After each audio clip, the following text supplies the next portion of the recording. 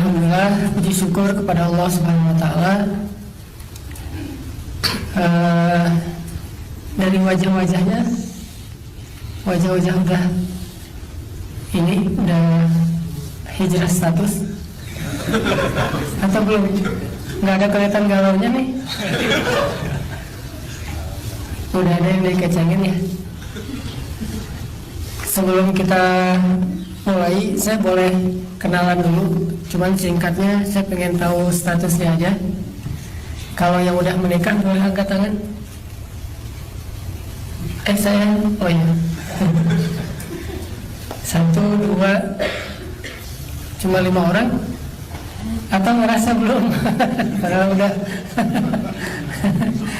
Masya Allah, berarti terutama yang di belakang nggak ada yang angkat tangan. Info doang untuk yang di depan. Alhamdulillah hari ini kita bisa ketemuan, nongkrong bareng, ngobrol-ngobrol santai. Mungkin saya nggak akan nyampein materi yang seperti seminar, cuma sharing aja tentang motivasi menikah. Yang tadi judulnya kalau emang cinta apa? Segerakan. Nah, sebelum kita ngebahas tentang masalah pentingnya menikah, dan kita pasti udah tahu lah ya, saya paling akan coba mengulangi lagi beberapa materi atau ilmu yang pernah teman-teman dengar tentang masalah keutamaan menikah. Walaupun ada yang unik ya, ternyata beberapa ulama yang kita kenal, penulis buku produktif, ulama yang cukup banyak ilmunya, ketika meninggal masih berstatus belum menikah. Salah satunya Imam An-Nawawi. Cuman yang uniknya adalah Imam An-Nawawi yang berstatus meninggalnya belum menikah, beliau juga menulis judul atau bab tentang pernikahan di dalam buku-bukunya. Jadi di situ kita jadi tahu bahwa Imam Nawawi itu sebetulnya tahu keutamaan menikah, bahkan sangat mengerti hadis-hadis menikah. Dan insya Allah karena beliau tahu, kita husnuzan pasti pengen menikah. Terus kenapa tuh meninggalnya dalam status masih sendiri? Karena bukan nggak mau menikah, bukan menunda menikah, tapi terlalu sibuk dengan tugas dakwahnya. Yang mungkin kalau Allah kasih usia sebulan lagi atau setahun lagi, mungkin beliau udah nikah. Kalau dulu kan proses nikah cepat ya. Kalau sekarang kan setahun 2 tahun, nggak jadi. Setahun 2 tahun nggak jadi. Kalau dulu mau nikah hari ini, besok nikah. Mau nikah pagi ini, malam udah hijrah status. Gampang gitu. Salah satu faktornya mungkin emang mertua-mertua yang dulu udah pada hijrah, jadi lebih mudah. Kalau sekarang yang hijrahnya baru calon menantu, mertuanya belum. Nah, mungkin mudah-mudahan someday ada semacam seminar buat calon-calon mertua yang punya anak-anak gadis, karena ini salah satu secara teknis sangat menentukan kan. Kalau kita yang cowok-cowok mungkin udah pada siap nikah yuk hari ini, siap hari ini juga ya. Soal nafkah udah serahin aja sama Allah. Tapi masalahnya calon mertua imannya sama nggak dengan kita gitu. Mungkin imannya lebih mantap gitu, sehingga pengennya bukan menikahnya, tetapi pengennya kita diperbaiki dulu imannya dan segala macam amal solehnya, ibadahnya. Makanya hal yang unik dalam pernikahan ini, justru banyak referensi hadis-hadis tentang pernikahan itu kita dapetinnya dari ulama yang meninggal berstatus belum menikah. Nah, coba kita renungkan beberapa ayat tentang motivasi menikah menurut Al-Quran. Yang pertama, ayat menikah yang paling populer kan kalau misalnya kita hadiri acara pernikahan teman. Sering kan hadirin acara pernikahan teman? Baper nggak? Saya aja yang khutbah nikah baper, apalagi yang hadir gitu. Pas kemarin Muzammil nikah, saya juga jadi Muzammil nikah, kayak patah hati gitu kan. Padahal nggak ada hubungannya dan nggak ada urusannya dengan saya juga, tapi kayak ngerasa subhanallah ya Muzammil nikah dan pernikahannya tuh Masya Allah jadi kayak trending topik gitu seluruh Indonesia, bahkan followersnya nambah 400.000 dalam 2 hari gitu kan, saking hebohnya pernikahan Muzammil.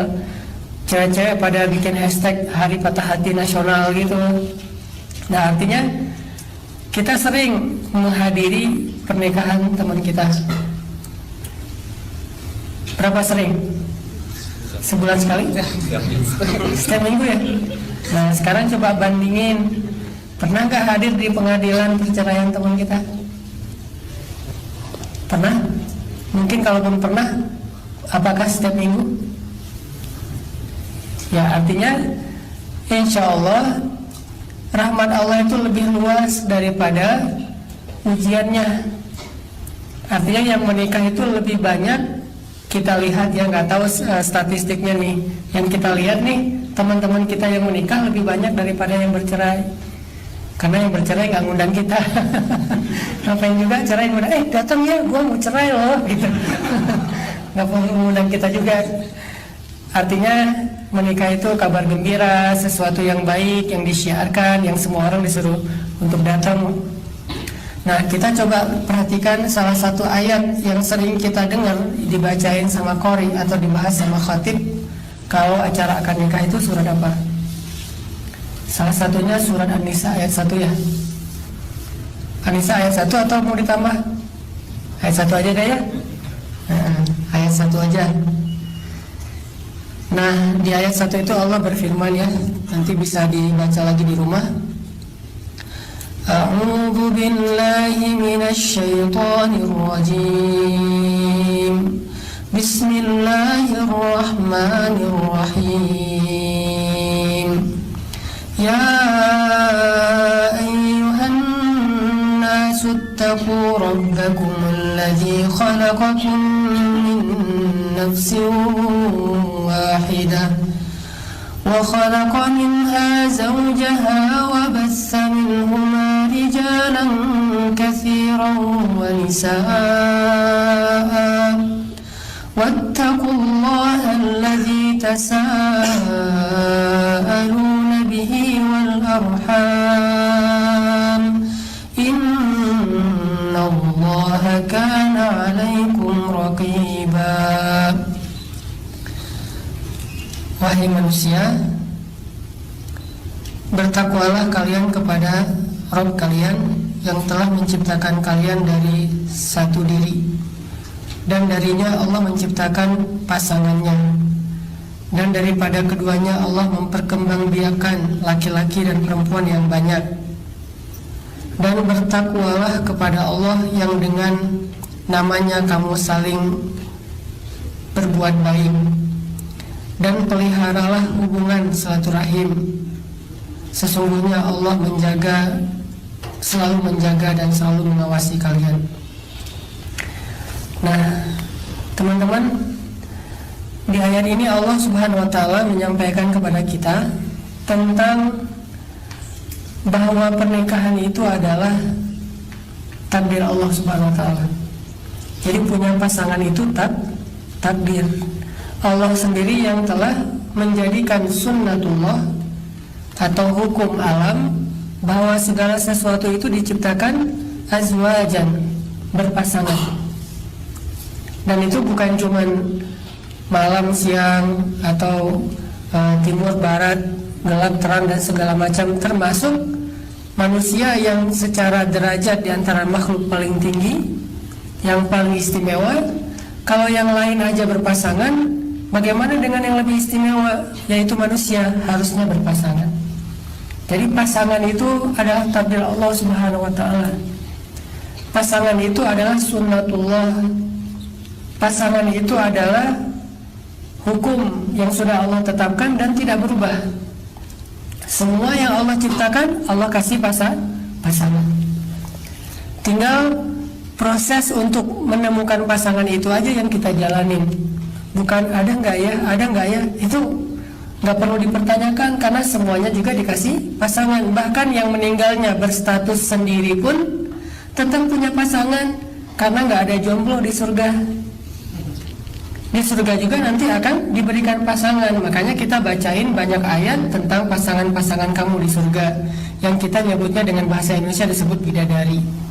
Walaupun sebetulnya bahasa Al-Quran bukan bidadari, tapi disebut dengan istri atau disebut dengan pasangan. Kadang Al-Quran nyebutnya dengan istilah istri, berarti hanya untuk perempuan.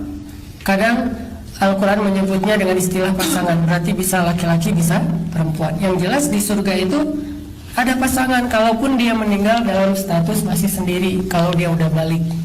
Kecuali meninggalnya belum balik.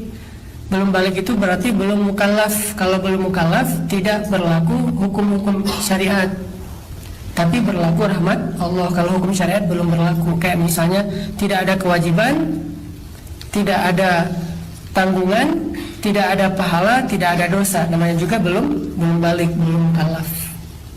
Kalau dia udah meninggal dalam status balik, maka dia mukallaf, maka Allah Subhanahu wa taala pasti memberikan jaza atau ajr, balasan. Dan salah satu di antara jaza yang Allah janjikan itu adalah pasangan. Jadi pasangan adalah hukum sunnatullah. Kalau nggak dapat di dunia, pasti dikasih di surga. Jadi nggak ada satupun hamba Allah yang mukallaf atau balik yang berstatus sendiri selama-lamanya, tuh nggak ada. Kayak misalnya yang perempuan paling sempurna yang meninggalnya status sendiri kan ada 2 dari 4 perempuan kan, Asia sama Maryam. Kalau Asia meninggalnya nggak mungkin nanti di surga bareng Firaun, pasti dah pisahkan selama-lamanya. Nanti Asia Allah berikan pasangan, siapa? Allahu a'lam. Walaupun ada hadis dhaif adalah Rasulullah, tetapi Allahu a'lam, yang jelas dikasih pasangan. Begitu juga Maryam, perempuan Azra. Azra itu artinya perawan seumur hidup, suci. Kalau bahasa orang Inggrisnya mungkin Saint gitu ya, Saint Mary. Bahasa Arabnya Maryam al-Azra, Maryam suci. Dia tidak disentuh oleh laki-laki, bahkan yang sah sekalipun.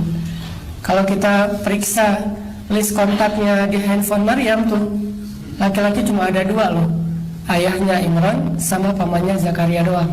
Yang lain semuanya cewek. Kalau kita, nah, laki-laki semuanya cewek, yang cowok cuma ayahnya doang gitu, yang cewek misalnya. Atau lihat followersnya, cewek semua misalnya, atau 60% cewek gitu. Sebaliknya juga gitu. Kalau Maryam, list kontaknya followers yang laki-laki cuma 2, ayahnya Imran sama pamannya Zakaria. Nanti kalaupun punya anak, tambah 1 followers, yaitu Isa alaihissalam. Nah, Maryam aja yang meninggalnya sendiri, tetap nanti Allah Subhanahu wa taala berikan pasangan, karena memiliki pasangan itu sudah sunnatullah, dan Allah tidak pernah menyelisihi atau menyalahi sunnah yang Allah sendiri takdirkan. Sehingga di sini jadi kayak ada pesan moral bahwa oh, saya tuh udah punya pasangan sebetulnya. Udah ditulis tuh di Lauhul Mahfuz, ditulis di dalam kitab takdir saya. Si fulan, kan kita dulu waktu saya atau teman-teman yang lain lah, dulu waktu sekolah kan suka nulis-nulis nama gitu kan, di dinding, di bangku, di kursi, atau di papan tulis. Tiba-tiba kalau kita masuk ke kelas duluan, teman-teman belum pada datang, nulis sendiri love, siapa Susi sama Susanto misalnya, Susanti, Susanto misalnya. Sampai saking kita senang nulis nama pasangan, ke Jabal Rahmah itu paling banyak nama Indonesia loh. Nama paling banyak saya periksa di Jabal Rahmah pasti Budi, Anto, pokoknya nama-nama Indonesia tuh. Jarang ada namanya Muhammad atau Yusuf gitu, jarang. Orang Arab nggak suka nulis di situ. Kalau kita banyak tuh pas naik ke Jabal Rahmah namanya Indonesia semua. Kita lebih suka menulis nama kita di Jabal Rahmah. Kalau orang Arab lebih suka menulis namanya di kartu undangan.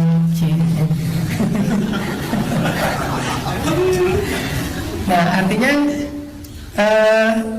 kita kan nulis-nulis sendiri dengan apa? Dengan hasrat kita, dengan harapan kita, dengan nafsu kita. Kadang kalau bahasa kasarnya, sebetulnya tulisan kayak gitu tuh udah ada di Lauhul Mahfuz. Kita aja yang belum baca. Udah diukir sama Allah tulisan itu. Bukan di papan tulis kelas, bukan di bangku sekolah, bukan di dinding, bukan di tembok, bukan di buku diary, bukan di Jabal Rahmah, tapi di Lauhul Mahfuz udah ditulis namanya. Dan itu salah satu di antara ketetapan Allah yang sudah Allah tetapkan bahkan ketika Allah awal menciptakan kita. Nah ini Allah katakan, sesungguhnya kami telah menciptakan kalian dari seseorang, yaitu Adam, lalu kami ciptakan darinya pasangan. Lalu dari pasangan itu kami perkembangbiakan laki-laki dan perempuan. Artinya terus saja hukum kayak gitu dari mulai Adam Hawa berlaku terus sampai hari kiamat. Kalau enggak, kalau sampai di stop berarti tidak ada perkembangbiakan. Perkembangbiakan ini menunjukkan bahasa lain dari bahwa pasangan itu akan terus ada sepanjang kehidupan di dunia. Sehingga kita tidak perlu khawatir ketukar. Ini yang bisa bikin kita kadang-kadang ikhtiarnya ya, apa ikhtiarnya, usahanya kadang-kadang suka salah gara-gara kita nggak yakin dengan poin ini nih. Kalau kita yakin sama poin ini, pasti ikhtiar kita akan lebih terjaga, nggak akan sampai break the line. Kenapa orang melanggar syariat dalam mencari rezeki yang halal? Karena dia nggak yakin kalau rezeki itu di tangan Allah. Kalau dia yakin rezeki itu di tangan Allah, ngapain dia harus melanggar? Allah kan tetap ngasih tanpa harus melanggar.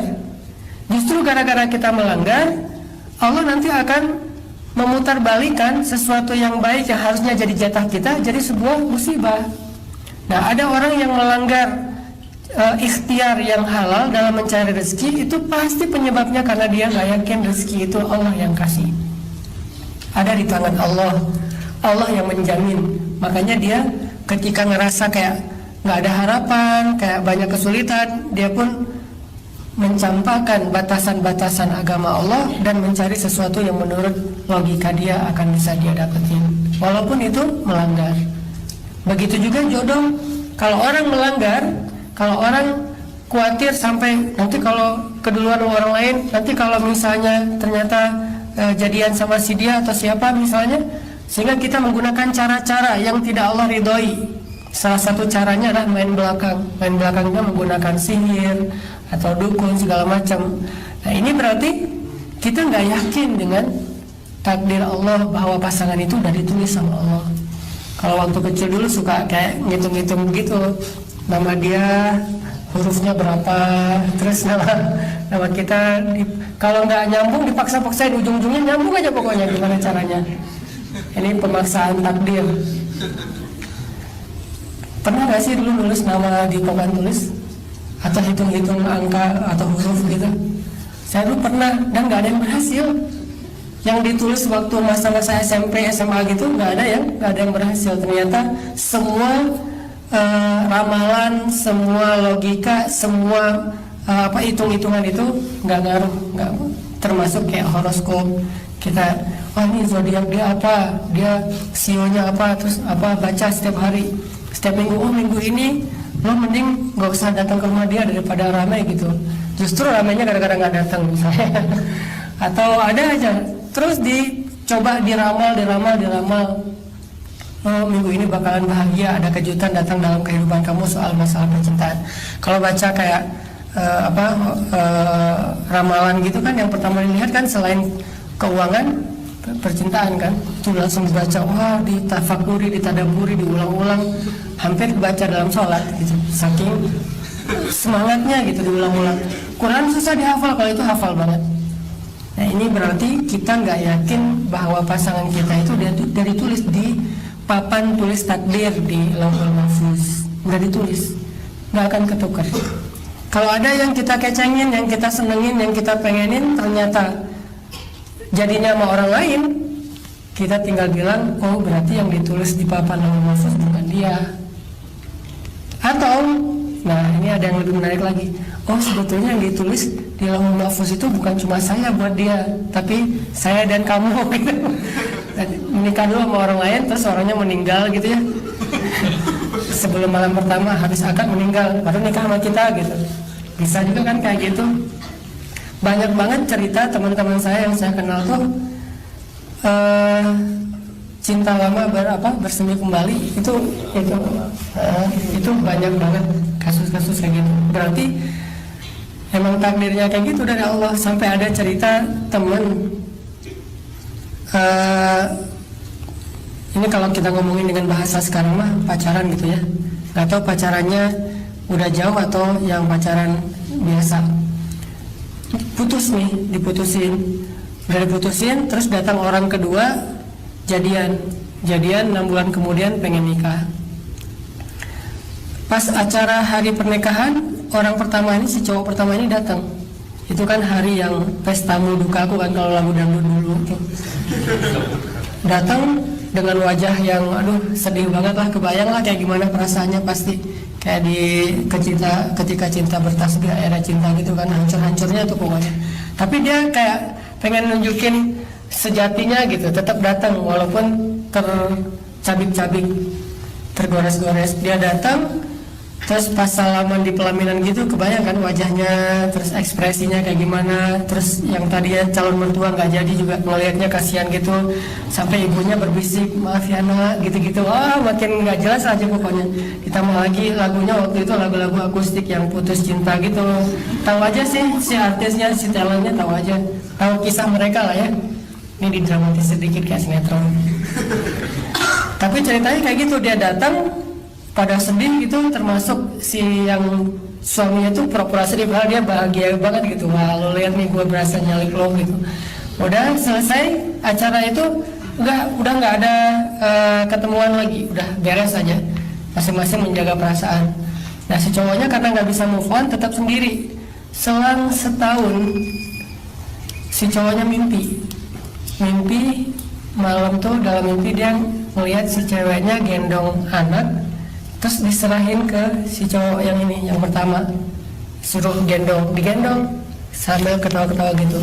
Dan padahal setahun itu dia udah nggak mikir apa-apa lagi, walaupun nggak bisa move on, tapi udah nggak punya harapan apa, namanya udah nikah kan, udah halal. Tapi tiba-tiba mimpi. Setelah selesai bangun mimpi, paginya dia dapat berita kalau suami si cewek ini kecelakaan, lagi dirawat di rumah sakit, di opname gitu. Selang seminggu kemudian meninggal dunia. Tapi dia pas di rumah sakit nggak datang, cuma dengar kabar doang, nggak datang. Pas meninggal dunia baru dia datang. Ketika udah pasti lah ya, udah fix gitu. Pas udah meninggal dunia baru datang dia. Kalau sakit entar lagi juga sembuh, banyak yang kecelakaan sembuh gitu. Tapi pas udah meninggal dia datang sampai ikut ke pekuburan. Nah waktu itu si ceweknya kan nggak boleh diganggu kan ya, masih berstatus masa idah. Waktu itu si ceweknya lagi hamil tua, suaminya meninggal lagi tuh. Selang sekitar 3 bulan kemudian ceweknya ngelahirin, berarti masa idahnya udah selesai. Dengan selesainya nifas, udah gitu tiba-tiba calon mertuanya nyuruh orang untuk ketemu sama cowok yang pertama, suruh datang ke rumah silaturahim lagi. Gak lama kemudian terus teranglah keluarga dari ceweknya minta dia kembali lagi. Akhirnya baliklah dia menikah dengan orang yang dia cintai pertama, tapi dengan status udah punya anak 1, persis kayak mimpinya. Jadi ini kayak Allah skenario kan, dan kehidupan manusia itu kan kayak gitu ya. Walaupun gak selalu lewat mimpi, tapi mimpi itu kadang-kadang kan Allah kayak ngasih kayak ngasih bocoran gitu, kasih kisi-kisi lah ya. Tapi kadang-kadang nggak dikasih kisi-kisi, langsung dikasih kejutan, dan hidup kita kayak gitu. Berarti nggak ada yang ketukar kalau emang Allah udah nulis takdirnya kayak gitu. Tinggal kita ngejalanin aja, yang penting jangan melanggar hukum Allah, itu doang sih. Dan nggak perlu juga kita dengki iri sama orang lain. Karena gimana pun kita berusaha, kalau emang takdirnya bukan dia, nggak bisa tuh.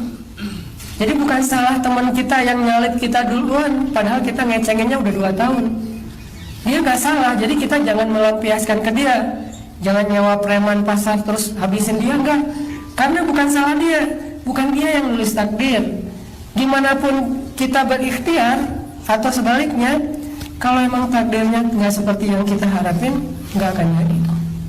Allah yang mentakdirkan cewek ini atau laki-laki ini nikah sama perempuan tersebut.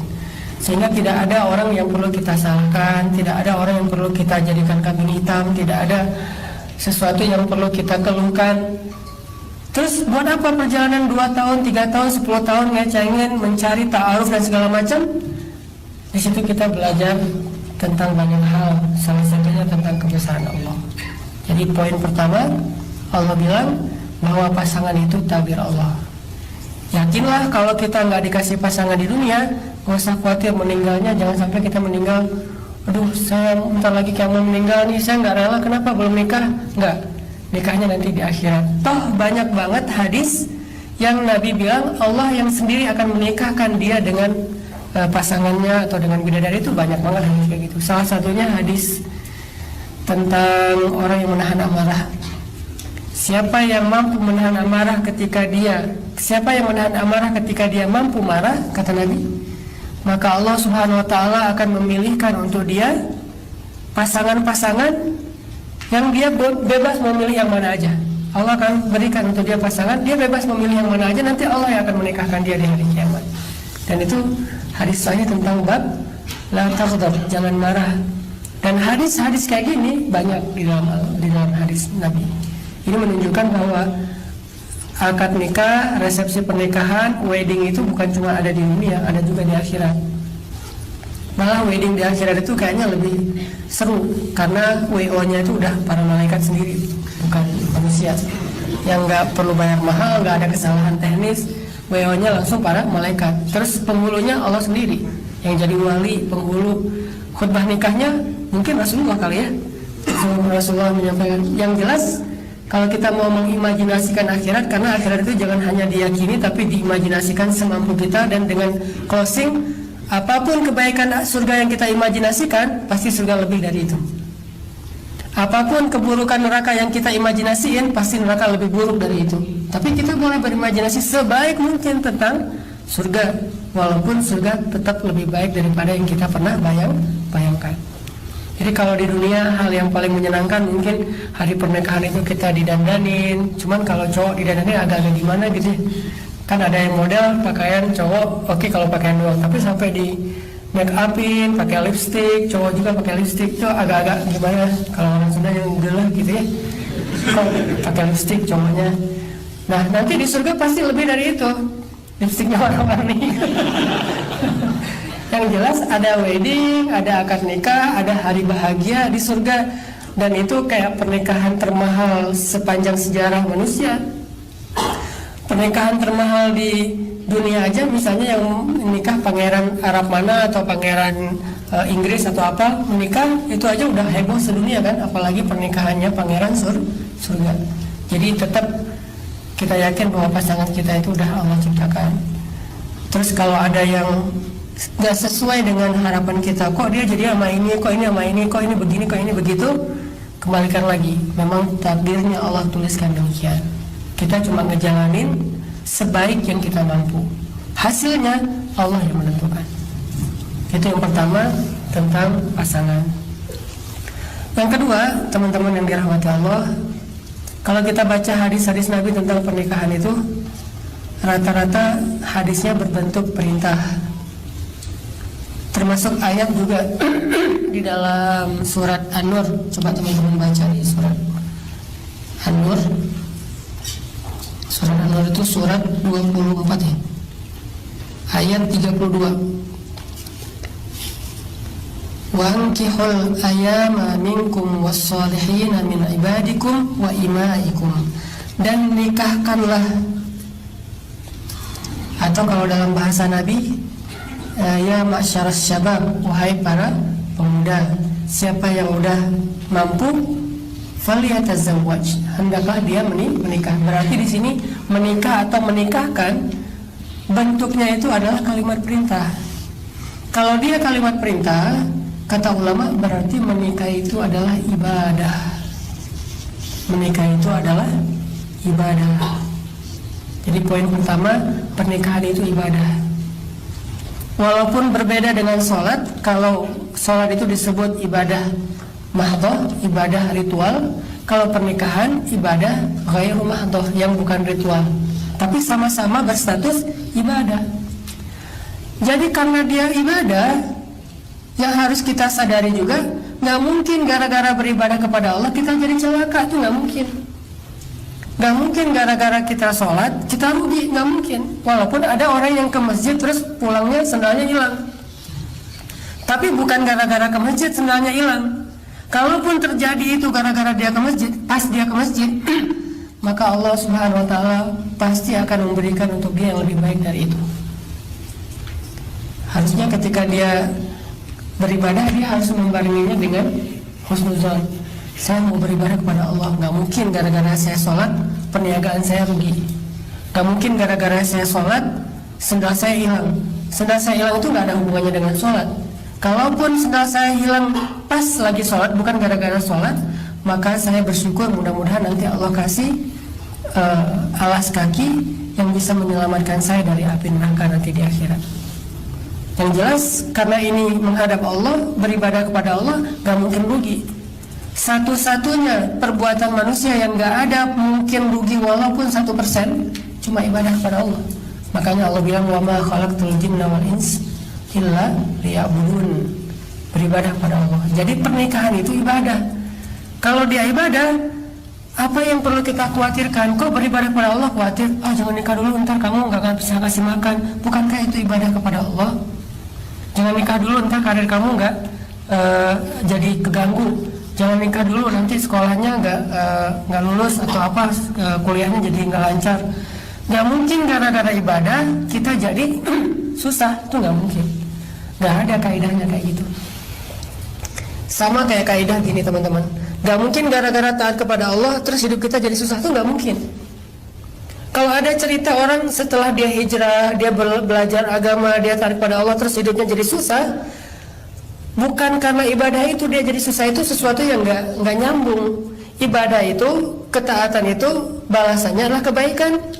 Dosa balasannya adalah keburukan. Gak mungkin disilang. Gak mungkin ketaatan balasannya keburukan. Dosa balasannya kebaikan, itu gak ada. Kaidah itu sama sekali gak ada dalam agama kita. Dan kalau gak ada dalam agama berarti gak ada dalam hidup kita.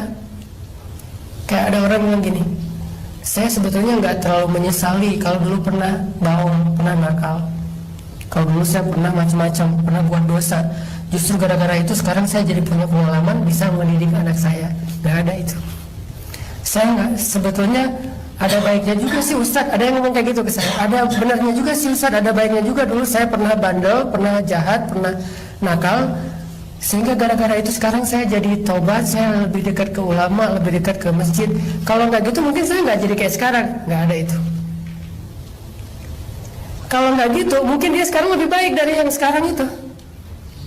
Gara-gara itu jadi kayak sekarang. Kalau nggak gitu mungkin lebih dari sekarang. Jadi nggak ada cerita keburukan berbuah kebaikan, nggak ada itu. Sebaliknya kebaikan berbuah keburukan itu nggak disilang sama sekali. Sehingga nggak boleh orang mensyukuri masa lalunya yang buruk. Harusnya dia menyesali dan malu gitu. Nggak ada cerita kalau Umar dulu nggak bunuh orang, kalau Umar dulu nggak bandel, mungkin dia nggak akan jadi jagar yang jagain Rasul. Enggak. Kalau Umar dulu kayak Abu Bakar, mungkin Umar yang setelah masuk Islam akan lebih baik daripada Umar yang dalam sejarah. Tapi takdir Allah kan kayak gitu. Makanya tetap aja sahabat Nabi yang paling mulia itu kan dua, yang masa lalunya sama dengan masa setelah Islam, Ali dan Abu Bakar. Ali dan Abu Bakar ini sebelum Islam juga udah baik kan, nggak pernah syirik, nggak pernah khamar, nggak pernah berzina. Kalau Umar mungkin pernah khamar, pernah membunuh, nggak tahu berzina, Allah alam, saya nggak berani menjudge. Tapi kalau khamar membunuh pernah, namanya Jagger kan, dia pernah berantem, pernah bunuh orang.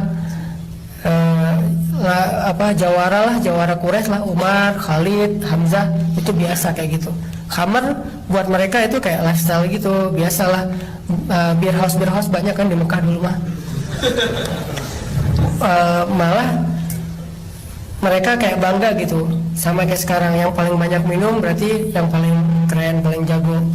Tapi kalau Abu Bakar dan Ali belum ada Islam juga, mereka nggak pernah minum, mereka nggak pernah berzina, bahkan mereka nggak pernah syirik. Abu Bakar itu dari kecil udah pernah ngelemparin patung berhala loh, padahal belum kenal Islam. Pas diajak ayahnya untuk nyembah patung, ayahnya pergi diam-diam dia lemparin sama Abu Bakar. Ngapain sih orang nyembah kamu? Kamu padahal kan patung buatan manusia. Abu Bakar udah tahu bahwa itu salah walaupun nggak tahu konsep agama. Kalau Ali kan emang dari kecil bersama Rasulullah terjaga banget nih. Tetap mereka berdua lebih utama daripada Umar, Utsman, Khalid, yang lain-lain. Karena nggak akan pernah sama antara kebaikan dengan keburukan. Jadi nggak bisa disilang. untung ya dulu saya pernah nakal sehingga sekarang saya jadi tahu kalau anak saya macam-macam, kan ketahuan tuh ayahnya pernah kayak gitu kan, lo habis ini ya gitu kan, ketahuan tuh, nggak ada untungnya. Tetap aja kalau seandainya dulu dia nggak bandel nggak nakal, mungkin sekarang dia dapat lebih baik, atau mungkin dia hijrahnya udah lebih duluan. Begitu juga dengan ibadah mahdoh sholat, begitu juga dengan ibadah menikah. Nggak ada ceritanya untung saya pernah pacaran, jadi saya pengalaman gimana mentreat cewek misalnya biar lebih romantis. Gak ada. Kalau dia nggak pernah pacaran, pasti dia akan lebih romantis ke istrinya. Kenapa? Karena nggak ada lagi yang mengotori hatinya tentang masa lalu. Nggak, tetaplah pokoknya nggak mungkin pacaran itu jadi nguntungin masa pernikahan tuh nggak mungkin. Aduh, saya kalau dengar cerita teman-teman yang dulu pernah gini-gini, cemburu, iri. Kenapa ya dulu saya polos-polos aja jadi anak gitu? Enggak, justru kepolosan dia itu kebaikan yang membuat pernikahan dia insya Allah akan lebih diberkahi. Karena pernikahan bukan soal pengalaman, tapi soal keberkahan. Ada orang pengalaman sama cewek itu, dia tahu banget lah bikin cewek kelepek-kelepek misalnya. Dia tahu banget gimana bikin cewek bahagia. Karena dia cowok yang udah inilah ya, pengalaman lah ya. Ada yang polos-polos aja, tetap aja yang sedikit dosa lebih dan lebih mulia di sisi Allah daripada yang banyak dosa. Kalau dua-duanya udah berusaha menjadi baik. Tapi kalau yang banyak dosa bertobat, yang sedikit dosa sombong, pasti yang tobat lebih baik daripada yang sombong. Saya perhatiin di Indonesia kita sering menggunakan quote yang kadang-kadang kebalik-balik teman-teman. Kayak misalnya ada yang bilang gini, lebih baik orang berdosa lalu tobat daripada orang yang berbuat baik lalu sombong. Gak ada itu. Mana ada orang yang lebih baik orang yang berbuat dosa lalu tobat daripada orang yang berbuat baik lalu sombong. Gak ada. Yang ada, lebih baik orang yang bertobat dari dosa daripada sombong terhadap amal-amal soleh. Itu beda loh. Lebih baik tobat daripada sombong, bukan lebih baik berbuat dosa daripada beramal soleh. Itu beda banget loh. Sehingga gara-gara itu alam bawah sadar kita mengakui bahwa oh ini lebih baik daripada orang yang, sehingga ada orang berbuat soleh, amal soleh, kebaikan-kebaikan, kita suzon aja. Orang yang berbuat jahat kita husnuzon aja. Harusnya dua-duanya husnuzon. Tapi kalau dua-duanya berbuat baik di hadapan Allah, pasti yang sedikit dosa lebih utama daripada yang pernah berdosa, walaupun dua-duanya udah bertaubat. Makanya Aisyah radhiyallahu anha pernah bilang, orang yang paling duluan masuk surga itu bukan yang paling banyak amal sunnah. Kalau yang wajib pasti lah ya, bukan yang paling banyak amal sunnah. Yang duluan masuk surga itu yang paling sedikit dosanya. Jadi kalau kita pengen mengukur diri kita soleh apa enggak, jangan lihat yang sunnahnya dulu. Yang sunnah itu bonus, lihat dosanya. Kan ninggalin yang wajib juga dosa kan ya. Berarti ukurannya adalah yang paling sedikit dosanya, itulah yang paling duluan masuk surga. Bisa jadi dia bukan ahli tahajud pernah, tapi nggak ahli tahajud sampai bertahun-tahun. Bukan ahli puasa Senin Kamis, bukan ahli sedekah karena emang dia orang miskin. Tapi dia nggak punya dosa kecuali dosa-dosa nggak sengaja. Bisa jadi ini ahli tahajud, ahli puasa, ahli Senin Kamis, ahli sedekah, tapi dosanya juga banyak. Bisa aja amal soleh yang sunnahnya itu gugur lewat dosa-dosa lisannya yang dia nggak mampu menjaga lisan. Artinya nggak boleh disilau. Nggak ada lebih baik atau mending. Kebaikan tetap kebaikan, keburukan tetap keburukan, dan dia itu dipisahkan oleh Allah seperti Allah memisahkan siang dan malam. Nggak ketemu. Kalau ketemu pasti nggak normal, namanya gerhana. Pasti nggak normal. Nah, begitu juga dengan menikah. Menikah itu adalah ibadah. Jadi kalau kita pengen nikah, kita niatnya saya pengen ibadah kepada Allah. Apalagi yang saya khawatirin. Dan ibadah menikah itu salah satu ibadah yang Allah lebih suka disegerakan. Salat suka disegerakan, buka puasa suka disegerakan. Begitu juga dengan nikah, Allah suka kalau kita menyegerakan. Artinya orang yang menunda-nunda menikah, walaupun gak sama persis, agak-agak mirip tuh dengan orang yang menunda sholat, padahal dia gak punya kesibukan. Bukan lagi musafir, bukan lagi rush, bukan lagi dalam keadaan tight banget kegiatannya. Sebetulnya dia nggak punya kegiatan darurat apapun, tapi sengaja karena malas menunda-nunda sholat. Kurang lebih seperti itulah orang yang menunda pernikahan padahal dia mampu. Bahkan sebagian ulama mengatakan hukumnya haram menunda pernikahan kalau dia sudah mampu dan butuh. Mampu dan butuh berarti dia bisa dan dia udah sangat butuh, dia nggak mau nikah, itu hukumnya haram. Bahkan ulama mengatakan nikah itu bisa jadi sesuatu yang wajib. Kalau ditanya, Ustadz apa hukum nikah? Tergantung. Bagi yang sudah mampu dan butuh, wajib. Bagi yang sudah mampu tapi nggak ngerasa butuh-butuh amat, sunnah muakkadah, sangat dianjurkan. Bagi yang butuh tapi belum mampu, sunnah. Bagi yang nggak butuh dan nggak mampu, mubah. Bagi yang nggak butuh dan juga bahaya kalau dia nikah, karena dia nikahnya niatnya tidak baik, maka hukumnya haram. Kayak nikah sekedar pengen biar dapat kayak bonus dari kantor, misalnya kalau udah nikah nanti ada bonus apa, nanti ada ini beda lagi lah ya. Tapi kalau bonusnya dari Allah boleh. By the way teman-teman, ikhlas itu bukan nggak ngeharapin apa-apa ya, karena di Indonesia orang menerjemahkan ikhlas itu nggak ngarepin apa-apa. Padahal kalau nggak ngarepin apa-apa dalam Islam itu sombong.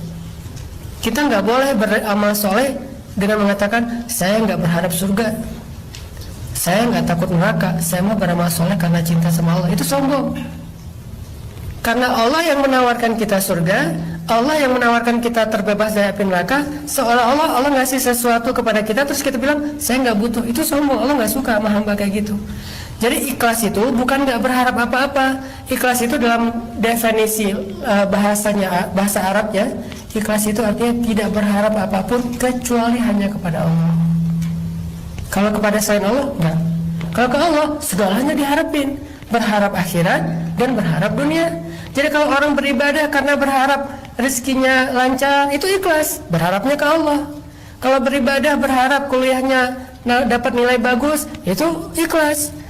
Kalau beribadah berharap supaya urusan pernikahannya dimudahkan, itu ikhlas, berharapnya ke Allah. Tapi kalau berharapnya ke manusia, namanya riya. Apalagi kalau yang diharapin dari Allah lebih besar porsi akhirat daripada dunia, itu ikhlas banget. Justru kalau kita beribadah nggak mengharapkan apa-apa di sisi Allah, Allah menggolongkan dia termasuk istaghna. Kalla innal insana la yatgha ar-ra'ahu istaghna. Ketika dia merasa dirinya udah cukup, gak butuh apa-apa. Allah nggak suka orang istaghna. Istaghna itu contoh orang-orang yang kafir dan kaya. Kafir penguasa kaya, kayak Abu Lahab, Abu Jahal, Fir'aun, Haman, Namrud, itu rata-rata istilahnya istaghna. Nah, artinya kalau kita menikah berharap Allah Subhanahu wa taala memberikan kita kebaikan, menikah karena mencari ridha Allah, menikah karena pengen memperbaiki kehidupan kita, menikah karena apa yang diharapinnya di sisi Allah karena ibadah, maka itu sesuatu yang ikhlas, dan biarkan seperti itu, Allah yang akan membantu kita. Jadi poin kedua teman-teman, menikah itu adalah ibadah, dan ibadah itu salah satu amalan yang Allah suka kalau disegerakan. Terus poin yang ketiga, nah ini yang paling penting nih. Coba perhatikan lagi di surat An-Nur ayat 32 yang tadi Allah sampaikan. Di sini ada jaminan dari Allah, ada janji. Iyakunu fuqara yughnihimullahu min fadlih. Kalau mereka fakir, maka Allah akan mencukupkan bagi mereka dari karunia-Nya. Wallahu wasi'un alim, dan Allah maha luas dan maha mengetahui. Kalau teman-teman baca Quran, coba perhatikan kalimat penutup dari ayat-ayat tertentu. Itu biasanya itulah kalimat boosternya tuh di situ. Allah kalau ngomongin ayat syariat, biasanya penutupnya supaya kalian, itu kayak gitu tuh. Puasa supaya kalian bertakwa, zakat supaya kalian membersihkan diri, ini supaya kalian bersyukur. Selalu ada kalimat supaya kalian. Kenapa ada penutup kayak gitu? Allah pengen kasih tahu kepada kita sebuah motivasi. Kenapa berpuasa? Supaya kalian terjaga, bertakwa itu terjaga. Kenapa berzakat? Supaya harta kalian bersih. Kenapa? Jawabannya ada di akhir. Nah, kalau ayatnya tentang dosa, biasanya kalimat penutupnya itu, dan Allah Maha Pengampun lagi Maha Penyayang. Pasti gitu ayatnya. Nah, di sini Allah kasih kalimat penutup, wallahu wasi'un alim. Allah itu maha luas dan maha tahu. Apa hubungannya dengan kalimat sebelumnya? Kalimat sebelumnya Allah katakan, kalau mereka fakir. Tahu arti fakir? Secara fikih, fakir itu hari ini aja nggak tahu makan apa. Itu fakir secara fikih. Kalau miskin, hari ini tahu makan apa, besok yang nggak tahu, itu miskin. Kalau dari angle fikih.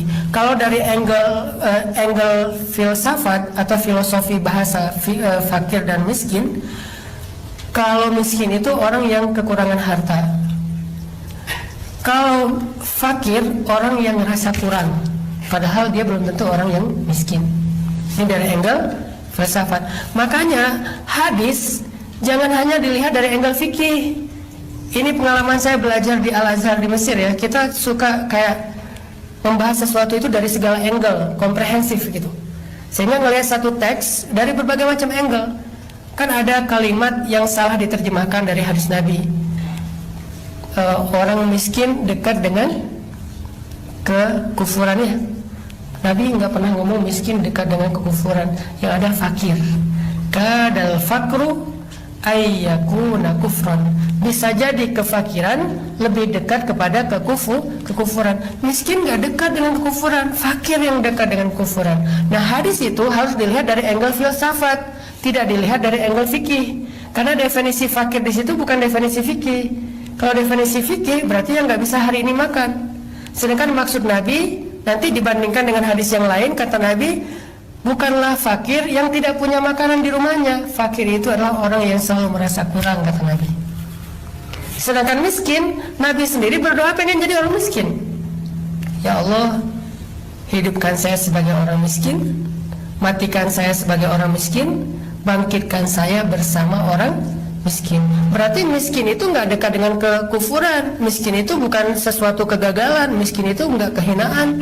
Miskin itu hanya salah satu di antara realitas hidup. Ada yang berlebihan, ada yang berkecukupan. Yang berkecukupan ini bahasa lainnya mungkin miskin. Ada yang berkelebihan, yaitu orang yang kaya. Tapi bisa jadi orang kaya fakir, orang miskin bersyukur. Makanya Nabi mengatakan, kadal fakru ayyakuna kufra.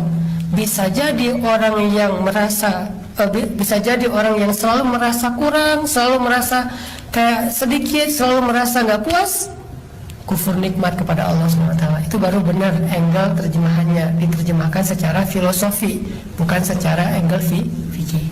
Nah, Allah mengatakan di dalam surat An-Nur, kalau mereka fukoro, ini bisa diambil dari dua angle. Fukoro bisa jadi fukoro fikih, artinya emang dia nggak punya makanan. Bisa juga fukoro di sini dia kayak ngerasa nggak pede. Aduh, mau ngasih makan apa ya? Padahal udah punya kerjaan. Aduh, nanti nafkahnya gimana ya? Padahal udah punya penghasilan, tapi masih ngerasa nggak pede gitu. Berarti fakir secara perasaan. Sebetulnya dia bisa, maka Allah motivasi lagi. Allah yang akan yughni. Yughni itu ghina. Ghina itu dalam bahasa kita kaya. Tapi sebenarnya ghina itu artinya cukup. Allah yang akan mencukupkan. Allah nggak berjanji melebihkan ya. Allah berjanji mencukupkan. Nah, kalau kita menggunakan angle hawa nafsu, mungkin pernikahan akan menjadi sesuatu yang menakutkan karena kita berharap berkelebihan. Tapi kalau kita pakai angle Al-Quran, yaitu cukup, Allah pasti mencukupkan kebutuhan kita setelah menikah, pasti cukup. Masalahnya kita sering kurang merasa cukup. Udah ada segala macam tapi masih ngerasa kurang aja, ini yang jadi masalah. Bisa jadi suaminya merasa cukup, istrinya yang merasa kurang, atau sebaliknya. Kenapa? Karena sering ngebandingin dirinya dengan orang lain. Tapi kalau benar-benar hanya untuk kecukupan kita dalam hidup, Allah janjikan pasti cukup, nggak mungkin kurang. Jadi kalau dia ngerasa nggak pede, ngerasa sedikit, Allah Subhanahu Wa Taala yang akan mencukupkan. Nah, Nah, ini ada hadis tentang masalah janji Allah ini buat orang-orang yang pengen nikah. Nabi bilang gini,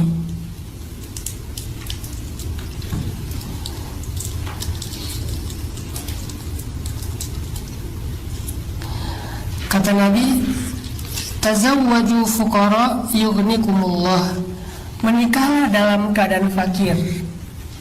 Ini unik hadisnya, bukan kayak hadis yang satu lagi kan, siapa yang sudah mampu di antara kalian maka menikahlah. Makanya orang kan sering baca satu hadis langsung menyimpulkan. Kalau saya diajarkan ketika kuliah dulu, jangan menyimpulkan sesuatu dari satu teks, baik ayat ataupun hadis, harus perbandingan. Jadi kalau ada orang yang bilang itu nggak ada hadisnya, tanya ke dia balik, memang kamu udah baca berapa ratus ribu hadis? Udah pernah khatam belum hadis Sahih Bukhari? Jangan-jangan Sahih Bukhari yang cuma 7 ribuan hadis saja belum pernah khatam. Gimana dia bilang nggak ada hadisnya? Padahal hadis itu kadang-kadang bentuknya kayak kontradiktif. Sebetulnya bukan kontradiktif, saling melengkapi. Kayak hadis dilarang makan minum berdiri. Nanti ada hadis yang lain dari Ibnu Abbas, ini namanya sunnah fi'liyah, bukan sunnah qauliyah, bukan ucapan Nabi tapi perbuatan Nabi. Kata Ibnu Abbas, di masa Rasul kami biasa makan dan minum berdiri. Dua-duanya sahih. Imam Nawawi kemudian menyimpulkan, terus gimana nih? Yang satu Nabi bilang janganlah kamu makan berdiri, tapi di hadis yang lain kata Ibnu Abbas, di masa Rasul kami biasa makan minum berdiri. Terus maksudnya gimana?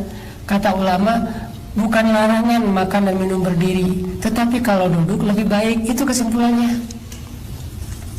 Kalau kondisinya nggak mungkin duduk kayak standing party gitu, maka boleh berdiri. Cuman kalau ada tempat duduk, boleh duduk. Lebih baik duduk. Apalagi kalau kita lihat ya, di Arab kan orang makannya korma kan ya, roti. Di Indonesia kan makan warung Padang berdiri kan agak rempong tuh, agak banyak gitu kan. Ada sambal, ada apa, lodeh segala macam, ada apa, sayur.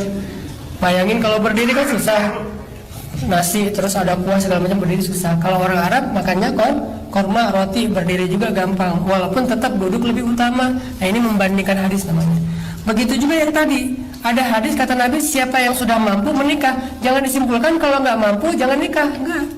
Toh hadis ini tazawwaju fuqara yughnikumullah, menikahlah dalam keadaan fakir, maka Allah akan mencukupkan kalian. Berarti menikah itu salah satu cara ikhtiar kita untuk mencukupkan rezeki. Bukan cukupkan rezeki baru nikah. Jadi nikah itu hasil setelah ikhtiar rezeki baru nikah, bukan. Justru pengen dapat rezeki, nikah. Dari angle hadis ini. Terus gimana kita menyatukan dua hadis yang kayaknya berseberangan? Gampang sebetulnya. Berusahalah untuk mencukupkan rezeki. Tapi kalau emang udah kebutuhannya pengen nikah, udah setuju juga, dan perempuannya juga solehah banget, nggak menuntut lebih, maka menikahlah. Yang kurang nanti Allah akan cukupkan, gitu maksudnya. Jadi jangan sampai kita idealis banget, harus penghasilan sekian baru nikah, harus lulus kuliah S2 dulu baru nikah, harus karirnya selevel ini dulu baru nikah. Nggak harus kayak gitu. Ikhtiar tetap. Nanti apa yang kurang, fuqara, Allah yang akan cukupkan, gitu maksudnya. Jadi ternyata dari hadis ini Nabi kayak ngasih tahu, kenapa saya kerjaannya belum jelas ya Rasul, nikah. Kenapa karir saya belum terlalu bagus ya Rasul, nikah. Kenapa nih kuliah tingkat terakhir nggak lulus ya Rasul, nikah. Gitu maksudnya. Bukan kenapa kamu nggak lulus gara-gara nikah. Enggak, sebaliknya. Kalau nggak bisa lulus di kuliah, nikah dulu, insya Allah lulus. Atau DO. Kalau susah lulus kuliah, nikah. Saya ngerasa ya, salah satu yang dulu sempat ngeganggu saya dalam pendidikan itu gara-gara nggak nikah.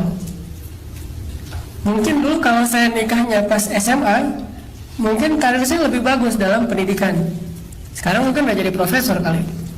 Sekarang saya cuma S1 gara-gara nikahnya telat, usia 22 tahun.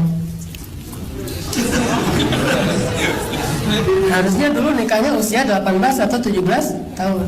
Karena saya bandingkan dengan teman saya yang nikahnya usia 16 tahun, kelas 2 SMA, sekarang dua-duanya udah lulus S2 di luar negeri, di Jerman. Nikahnya gimana kan di bawah umur? Ya Yang penting halal dulu, ntar resminya pas sudah di atas umur gitu. Dan kedua orang tuanya educated, yang salah satu orang tuanya dosen, satu lagi dokter spesialis. Toh kasih-kasih aja tuh. Dan mereka komitmen gitu, nggak mau punya anak dulu sampai beres pendidikan, dan berhasil, udah beres pendidikan baru sekarang punya anak. Tapi nggak menghalangi kok dari pendidikan mereka. Toh bisa dua-duanya kuliah ke Jerman, kayak 99 cahaya di langit Eropa gitu. Dan ternyata maksud Nabi seolah-olah bilang gini, kalau kamu lapar, nikah, nanti kenyang. Kalau kamu karirnya bingung, nikah dulu, nanti karirnya bagus. Kalau kamu nggak punya kerjaan, nikah, nanti Allah kasih kerjaan. Karena kalau kita nggak punya kerjaan, berarti alasan Allah belum ngasih kerjaan itu baru kita doang. Ah, lo biarin aja lah, lo cowok lapar juga biasa lah cowok mah ya. Tapi kalau udah ada istri, Allah nggak tega kan melihat seolah-olah dalam angle kita nih ya, walaupun Allah nggak seperti itu, pasti lebih dari itu. Tanggungannya udah dua, alasan Allah untuk ngasih kita kerjaan udah lebih besar daripada ketika kita masih sendiri. Itu logika iman. Makanya kalau pakai logika iman, kita akan jauh lebih mantap nih untuk ngelakuin ibadah kepada Allah SWT. Kalau pakai logika matematika kita, pasti pertimbangannya banyak. Satu, pasangan itu takdir Allah. Dua, menikah itu emang ibadah. Tiga, Allah yang berjanji kalau kalian kurang, Allah cukupkan. Ditambah lagi sama Nabi, nikahlah dalam keadaan kurang, biar Allah cukupkan. Jadi seolah-olah Nabi itu nyuruh kita nikah justru pas kita lagi terpuruk. Maaf misalnya, habis rugi ditipu sama orang lain dalam sebuah bisnis. Nikah, kenapa? Habis ditipu orang nikah. Bukan habis untung besar nih, nikah justru. Walaupun dua-duanya baik, habis untung besar nikah, habis sukses habis lulus kuliah nikah dan segala macam, oke. Tapi ada yang kadang-kadang kita abaikan. Berarti kita harus nikah setelah untung besar, nggak harus. Bisa jadi pernikahan itu adalah solusi dari sebuah masalah yang sedang kita hadapi. Di antaranya masalah finansial. Kalau kita punya masalah finansial, bisa jadi ternyata solusinya adalah menikah. Apa hubungannya masalah finansial dengan pernikahan? Tadi poin kedua, menikah itu adalah ketakwaan, menikah itu adalah ibadah, dan Allah berjanji di dalam surat At-Talaq, wa may yattaqillah yaj'al lahu makhraja wa yarzuqhu min haitsu la yahtasib. Nanti coba cek di surat 65 ayat 3 tuh. Terkenal kan? Sampai kalau kita baca komen dari ayat ini nih, makanya kalau baca ayat jangan cuma baca captionnya doang, baca komennya juga. Captionnya kan ayat tuh, komennya hadis. Coba lihat komen Rasul tentang ayat ini. Kata Nabi, seandainya di Al-Quran tidak ada ayat kecuali ayat ini, udah cukup tuh. Jadi seolah-olah kalau Al-Quran itu nggak ada ayat yang lain kecuali wa may yattaqillaha yaj'al lahu makhraja, udah cukup. Riwayat yang lain kata Nabi, komen yang lain kata Nabi, seandainya semua manusia punya masalah, lalu semuanya berdoa kepada Allah, maka Allah Subhanahu wa Ta'ala dengan ayat ini mencukupkan semua kebutuhan manusia yang berdoa kepada Allah tanpa ada satupun yang kekurangan. Jadi ayat ini tuh kalau dipakai untuk semua masalah kita cukup. Ayat ini doang nih. Masalahnya apa? Masalahnya sakit ya Ustaz, pakai At-Talaq ayat 3 dan 4. Masalah kamu apa? Belum punya keturunan, At-Talaq 3 dan 4. Masalah kamu apa? Belum punya kerjaan, At-Talaq 3 dan 4. Masalah kamu apa? Baru keluar dari sebuah pekerjaan yang syubhat atau haram, At-Talaq ayat 3 dan 4. Apapun masalah kita, kalau kita gunain ayat 3 dan 4 surat At-Talaq, itu udah cukup. Gimana melaksanakan ayat itu? Ngamalin ittaqullah, taat sama Allah. Dan salah satu bentuk ketaatan kepada Allah itu adalah menikah. Ini pengalaman pribadi saya. Tahun 2006 saya nikah. Tahun 2005 saya nikah. 2004. Jadi Allah tuh kayak ngasih langsung. Apa yang Allah ambil, Allah kasih ganti. 2004 akhir itu kan terjadi musibah tsunami di Aceh, di kampung saya. Ibu saya meninggal, kakak saya meninggal, keluarga saya banyak yang meninggal, rumah habis lah pokoknya. Waktu itu saya masih kuliah di Mesir. 2004 26 Desember ya, 26 Desember musibah tsunami. 15 Januari saya nikah. Jadi kurang lebih setengah bulan lah ya. Jadi setengah bulan setelah musibah menikah. Waktu itu saya nikah dalam keadaan lagi benar-benar fuqara. Ini bukti ayat dan hadis tadi itu benar. Dan kita pasti yakin insya Allah. Ini hanya sekedar sharing. Saya di Mesir kan memang punya beasiswa tiga sumber beasiswa. Karena saya ikut tes beasiswa, tiga-tiganya dapat. Terus saya suka usaha gitu, jual beli bakso, jual beli dolar gitu kan. Dolar untuk anak-anak baru kalau datang langsung ospeknya, lo kasih semua dolar lo ke gua gitu. Anak baru kan, oh ya kak, gak berani kan, kasih $1.000, $2.000, langsung dijual, dipalakin sama kakak kelas gitu. Jual dolar, bakso, catering kalau lagi musim liburan, sama haji sebagai petugas freelance gitu di travel haji. Setiap musim haji itu lumayan. Jadi saya di Mesir punya tempat tinggal 3 apartemen, 1 asrama, 2 apartemen, dan salah satu apartemennya itu di daerah elit lah di kota Kairo, agak mahal. Artinya kan ghani, berkecukupan, bahkan berkelebihan. Tapi karena emang masih single, masih sendiri, kan gak jelas manajemen finansial keuangannya. Walaupun alhamdulillah sejak saya di Mesir justru saya ngebiayain adik-adik sekolah. Kan bapak saya tukang pangkas. Adik saya sekolah adik saya ada 2, dua-duanya sekolah saya biayain. Kulkas pertama ada di rumah saya itu pas saya ke Mesir. Saya telepon ibu saya, mak, ini mau bulan puasa, mak butuh apa? Ya nih abang di rumah nggak pernah ada kulkas, mak kalau beli es ke tetangga terus. Kalau abang ada rezeki pengen beli kulkas, oh ya mak, kirimin beli kulkas. Dulu kan belum ada musim handphone awal tahun 2000-an. Mak butuh apa? Kalau abang telepon mama harus ke rumah tetangga, nggak enak kalau sering-sering. Bisa nggak pasang telepon tapi bulanannya abang yang tanggung, teleponnya ke luar negeri lagi tuh. Oh ya mak, pasang gitu.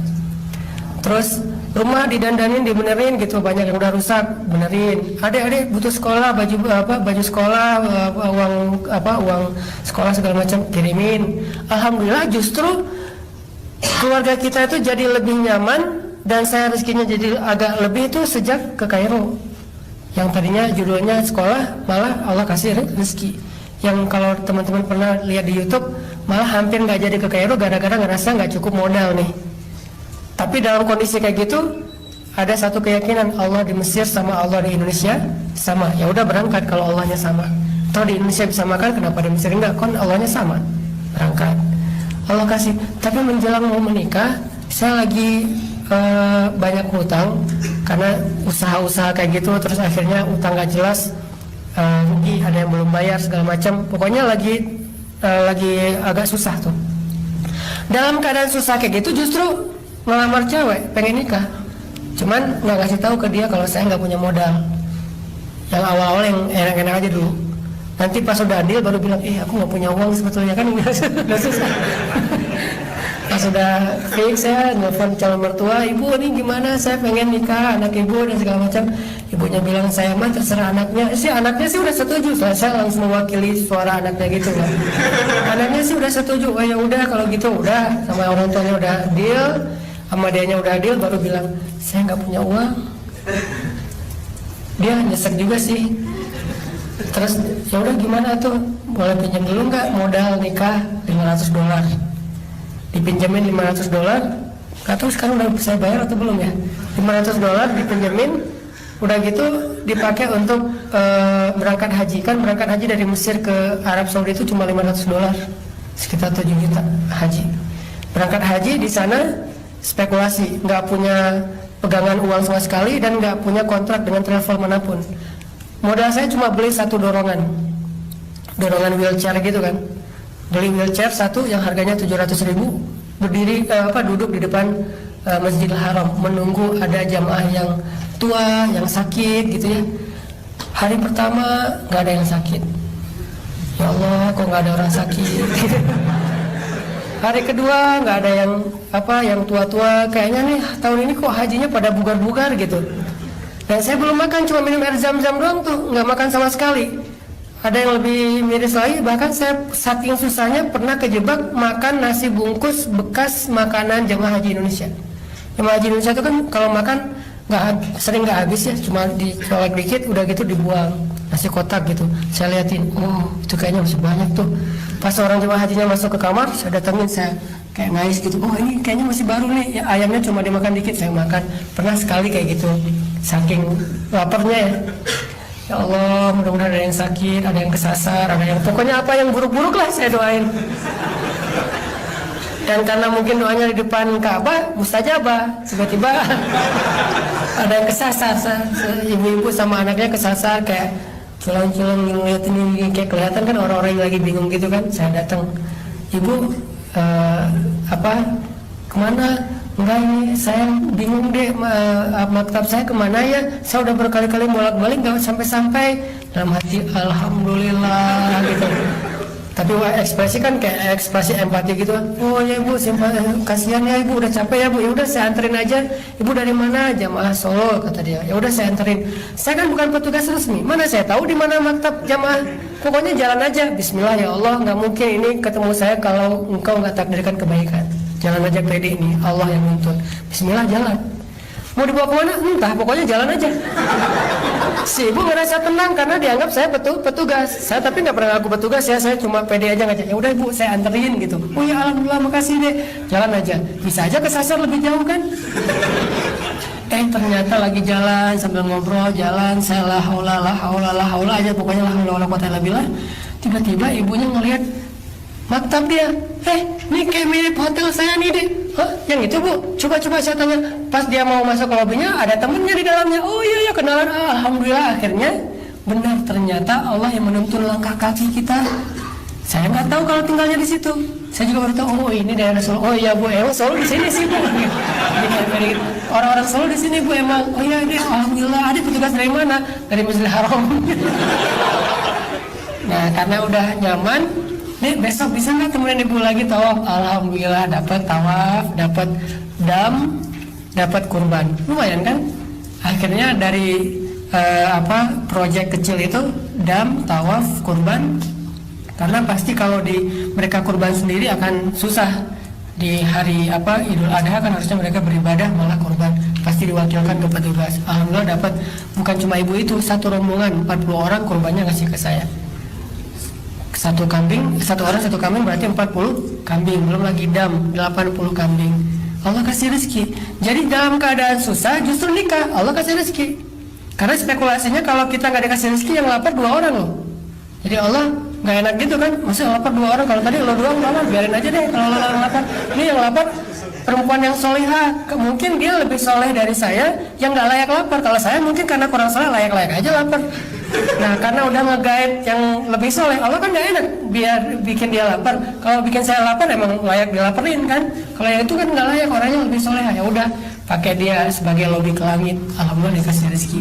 Pulang ke Mesir kan karena nggak punya kerjaan tetap, kita kerjanya jalan-jalan aja di Mesir. Dia S2, saya jalan-jalan. Persis kayak 99 Cahaya itu, yang satu kuliah, satu jalan-jalan. Istri saya S2, saya banyak main manfaatnya kan. Keliling ke Alexandria kemana.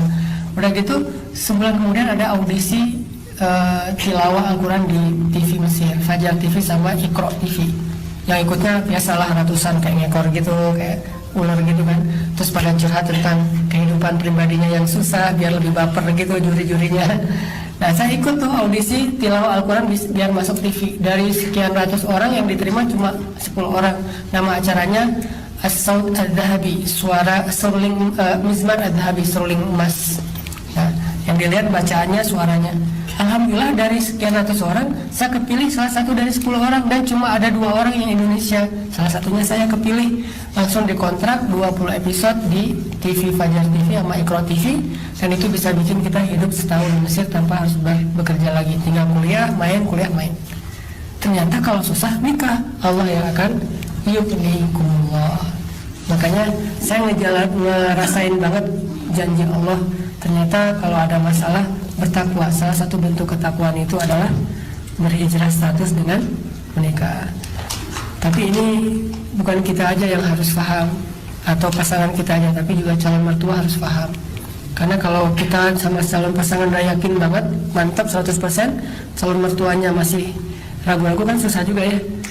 Someday kita harus bikin ya kayak tadi seminarnya bertiga, kita, calon mertua dan calon pasangan. Insya Allah kalau mantap-mantap imannya kayak Rasulullah sama Ali aja kan, yang datang Abu Bakar Rasulullah biasa aja, yang datang siapa lagi, Umar Rasulullah biasa aja, yang datang Ali malah Rasulullah nawarin, Ali aja nggak pede, Rasulullah malah pede karena Rasulullah mertua yang luar biasa, iman, pakai logika iman. Itu 3 poin tentang motivasi menikah. 1, pasangan itu emang ciptaan Allah, takdir. 2, menikah itu ibadah. 3, Allah berjanji buat yang menikah. Rasulullah justru nyuruh kita menikah walaupun dalam keadaan susah. Insya Allah kalau sama-sama yakin kepada Allah, Allah kasih jalan keluar. Tapi bukan dikasih keberlimpahan ya, Allah kasih kecukupan. Kalau keberlimpahan kadang ujian, kadang juga rahmat, Allah alam. Tapi kalau kecukupan, insya Allah itu rahmat dari Allah, fadl, karunia dari Allah Subhanahu Wa Taala. Itu yang bisa saya sampaikan di sesi pertama ini. Mudah-mudahan jadi penyemangat buat kita, dan bukan hanya penyemangat untuk nikah, tapi menjadikan kita lebih yakin sama Allah dalam bab apapun di kehidupan kita, bukan hanya bab pernikahan, terutama bab mencari rezeki. Karena kalau kita nggak yakin sama Allah dalam mencari rezeki, pasti kita melanggar syariat Allah. Awal dari segala keburukan itu karena ragu kepada Allah Subhanahu Wa Taala. Barakallahu lakum. Assalamualaikum warahmatullahi wabarakatuh. Bismillahirrahmanirrahim. Teman-teman yang dirahmati Allah SWT, seperti yang tadi saya sampaikan, bahwa sebetulnya yang dibutuhkan dalam kita ngejalanin hidup nomor 1 itu adalah yakin dan berpegang kepada pemilik hidup, Allah Subhanahu Wa Taala. Itu nomor 1 tuh. Harus lebih. Jadi ukuran kita yakin tuh, bandingin aja deh, kita lebih tenang mana nih kalau jalan kemana-mana megang kartu debit misalnya, atau kartu kredit, atau pegang duit banyak beberapa gepok misalnya, sama kalau kita ada masalah berpegang ke Allah. Jadi pas ada masalah kita bilang, oh tenang aja, ada Allah. Rasa tenang yang kemudian muncul dalam hati kita setelah kata-kata itu, bandingkan dengan rasa tenang saat kita memegang uang, saat kita dalam keadaan sendiri di negeri orang. Kalau rasa tenang memegang uang itu lebih besar, berarti iman kita ke Allah masih kalah sama materi dan uang. Kalau keimanan kita ke Allahnya masih kalah sama materi, masih lemah, maka berlakulah kaidah aku tergantung prasangka hambaku kepadaku. Zon di situ, prasangka di situ bukan prasangka sekedar husnuzon suuzon. Prasangka di situ juga bermakna belief, yakinnya kita kepada Allah. Allah Subhanahu Wa Taala selalu nunjukin keajaiban dengan kadar keimanan. Kalau keimanan kita nilainya 3, maka keajaiban yang kita lihat dalam hidup kita itu 3 grade-nya. Nggak akan ajaib-ajaib amat gitu. Oh, ajaib sih, tapi masih masuk akal gitu. Kalau iman kita mulai agak kurang masuk akal, kok kamu masih percaya aja sih? Kok kamu masih tenang-tenang aja sih? Walaupun tetap ikhtiar ya, karena ini bab ikhtiar beda lagi. Ini masalah hati, masalah yakin. Kok kamu kayak nggak stres gitu? Kok kamu nggak putus asa? Iman kita mulai nggak logis nih. Iman kita mulai terlihat ajaib, grade-nya naik, levelnya naik. Berarti keajaiban dalam hidup kita juga akan selevel sama itu. Jadi kalau kita pengen melihat miracle, keajaiban, mukjizat dalam hidup kita, hal-hal yang makhraja min haitsu la yahtasib, dan banyak lagi hal-hal yang luar biasa, berarti modalnya kita kuatin iman kita kepada Allah Subhanahu Wa Taala. Sehingga banyak jalan keluar dalam hidup kita itu terjadi sebetulnya tergantung prasangka kita dan yakin kita kepada Allah SWT. Termasuk gimana cara menjemput jodoh. Ini terutama buat yang akhwat, yang cewek-cewek. Karena ikhtiar cewek itu beda dengan yang cowok. Kalau cowok mungkin ikhtiarnya bisa kepo, bisa nyari, bisa datang, bisa menghampiri, bisa ke orang tua langsung. Kalau cewek kan nggak bisa gitu. Masa cewek datang ke orang tua cowok kan agak-agak lucu kan ya. Walaupun sah-sah aja secara fikih. Toh secara teknis Khadijah juga gitu sebetulnya. Walaupun nanti etikanya Rasulullah yang datang kepada Khadijah, tapi secara teknis Khadijah duluan kan yang ngepoin Rasulullah. Khadijah duluan yang minta Rasul, baru secara resmi keluarga Rasulullah yang mendatangi Khadijah. Tapi pasti nggak seleluasa laki-laki, perempuan ada batasnya. Terus gimana cara perempuan ikhtiar supaya Allah memberikan kepada dia seorang imam yang soleh, pasangan yang baik, seperti Fatimah mendapatkan Ali, seperti Asma bintu Umais mendapatkan Ja'far, mendapatkan Ali, mendapatkan Abu Bakar, kan 3 suaminya bergantian. Gimana ikhtiarnya? Nah, salah satu yang paling penting di sini adalah dia harus bangun tadi, keep the faith atau belief sama Allah Subhanahu wa taala. Dari situ nanti dia akan tahu apa yang harus dia lakuin kalau dia udah yakin sama Allah. Karena kalau kita nggak yakin sama Allah, pasti kita jadi tahu apa yang harus kita lakuin sesuatu yang tidak ada hubungannya dengan Allah. Lagi-lagi kayak tadi, orang kalau tahu yakinnya sama Allah, dia jadi tahu apa yang harus dia lakuin sesuai dengan keyakinan itu. Tinggal keyakinan kita ke siapa nih.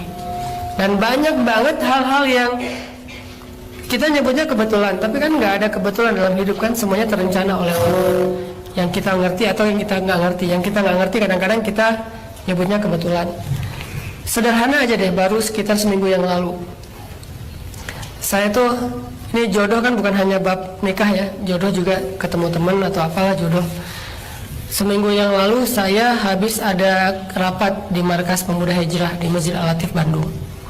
Biasanya kalau lagi rapat gitu saya males naik kendaraan, suka pakai ojek online. Nah, berangkat ke Markas Pemuda Hijrah pakai online, terus di sana dari pagi sampai sore ada beberapa rapat yang harus kita kerjain. Sorenya sebelum pulang saya pesan lagi online. Dapat nih drivernya, dia datang. Waktu itu saya cuma pakai jaket sama pakai topi gitu. Dan sholat zuhur dan asar di Masjid Pemuda Hijrah saya ngimamin, tapi dengan pakaian yang tadi, bukan pakai sorban atau apa. Nah, drivernya itu ternyata tadi sholat zuhur di masjid, sholat asarnya di tempat lain karena dia lagi ngantar pelanggannya. Nah, pas saya order, dia ngambil, saya naik motor. Dia nggak merhatiin saya karena kayak pangkling gitu ya, ngeliat ini bener nggak sih, nggak terlalu perhatian. Naik motor nih berdua, di motor dia ngobrol, sering ke masjid itu ya Pak, gitu. Mas ya, sering ke masjid itu ya Mas. Lumayan, saya bilang, kan lagi gak pengen selfie ini ya, jadi lumayan. Saya bilang, oh ikut taklim juga ya, gitu saya bilang. Terus selama ngobrol, saya juga suka soal di situ. Tuh kan ada siapa di situ tuh, Muzamil ya, yang imam yang bagus itu, yang muda. Oh iya Muzamil, begitu. Terus ada satu lagi tuh, saya lupa namanya, yang itu gurunya Muzamil. Oh siapa ya? Siapa? Itu apa yang sama-sama orang Aceh juga katanya, yang suka ceramah. Oh Hanan ya? Oh iya Ustaz Hanan itu, Ustaz Hanan ya. Terus udah ngobrol. Mas kalau di situ apa suka azan juga atau ngimamin atau apa? Ya kadang-kadang ngimamin, saya bilang. Mulai curiga kan dia? Yang tadi zuhur ngimamin, Mas bukan? Ya. Wah, dia makin curiga. Mas, nama siapa? Hanan. Terus dia bilang, Hanan apa nih lengkapnya? Hanan Taki. Masya Allah, langsung ramai gitu di motornya. Masya Allah. Ternyata ini buah dari salawat saya selama 1 bulan, kata dia. Bukan karena saya orang soleh, karena ini bukan urusan dengan siapanya, tetapi kepada siapa kita memintanya gitu. Saya selama sebulan tuh salawatan. Ya Allah, saya pengen banget ketemu sama Ustaz Hanan itu yang di Masjid Al-Latif. Kalau sama Muzamil udah pernah ketemu, sama Ustaz Hanan belum pernah. Saya salawatan aja. Tadi ada order, saya nggak baca. Padahal di situ tuh terdaftar nama saya Hanan sebetulnya di online-nya. Tapi dia nggak perhatiin. Saya ambil, alhamdulillah ternyata ketemu langsung satu motor lagi nih. Rame gitu sepanjang jalan, pas di lampu merah ngobrol kencang-kencang. Pak pelan-pelan aja Pak. Sampai di rumah, jadi ketahuan dari rumah saya di mana. Sampai di rumah, foto-foto di rumah, tetangga pada lihat apaan sih. Jadi heboh gitu kan. Begitulah jodoh kan ya. Ternyata Allah bisa nunjukin. Berarti saya berkali-kali nemu kejadian yang mirip Imam Ahmad bin Hambal. Yang Imam Ahmad diistighfarin orang di Basrah, tiba-tiba Imam Ahmad yang datang ke sana. Kalau Imam Ahmad mungkin udah puguh soleh lah ya. Kalau saya mungkin bukan karena kesolehan saya, karena kesolehan orang yang sholawat atau istighfar tadi. Berarti perempuan salah satu ikhtiarnya kayak gini, mintanya kepada yang mengatur hidup. Biar Allah yang otak-atik puzzle-nya tiba-tiba jadi dekat, jadi kayak tadi, satu ojek misalnya. Nanti harus ojek keliling dulu. Ini profesi jomblo nih paling bagus nih jadi ojek keliling. Tapi kalau yang orderan cowok cancel aja. Khusus bagian kayak gitu-gitu. Artinya ada aja kan puzzle yang Allah bikin sehingga membuat sesuatu itu kayak kejutan, kebetulan, padahal itu settingan dari langit, settingan dari Allah Subhanahu wa taala. Dan itu bukan cuma cerita fiksinya Imam Ahmad, karena Imam Ahmad juga cerita nyata dan terjadi juga dalam kehidupan kita sehari-hari. Bahkan ini yang lebih kayak nggak mungkin lagi. Ada teman saya, dia salah satu pengurus di sebuah yayasan pasien kanker yang kurang mampu di Bandung. Di yayasan ini dia punya beberapa rumah untuk menampung orang-orang pasien yang kurang mampu yang mau berobat jalan di Rumah Sakit Hasan Sadikin. Nggak bisa rawat inap karena memang nggak masuk kategori layak dirawat inap. Tapi namanya kanker kan ya, sehingga mereka harus rawat jalan. Kalau pulang balik Garut, Tasik, jauh-jauh ke Bandung kan repot, apalagi orang kanker tuh harus ditandu.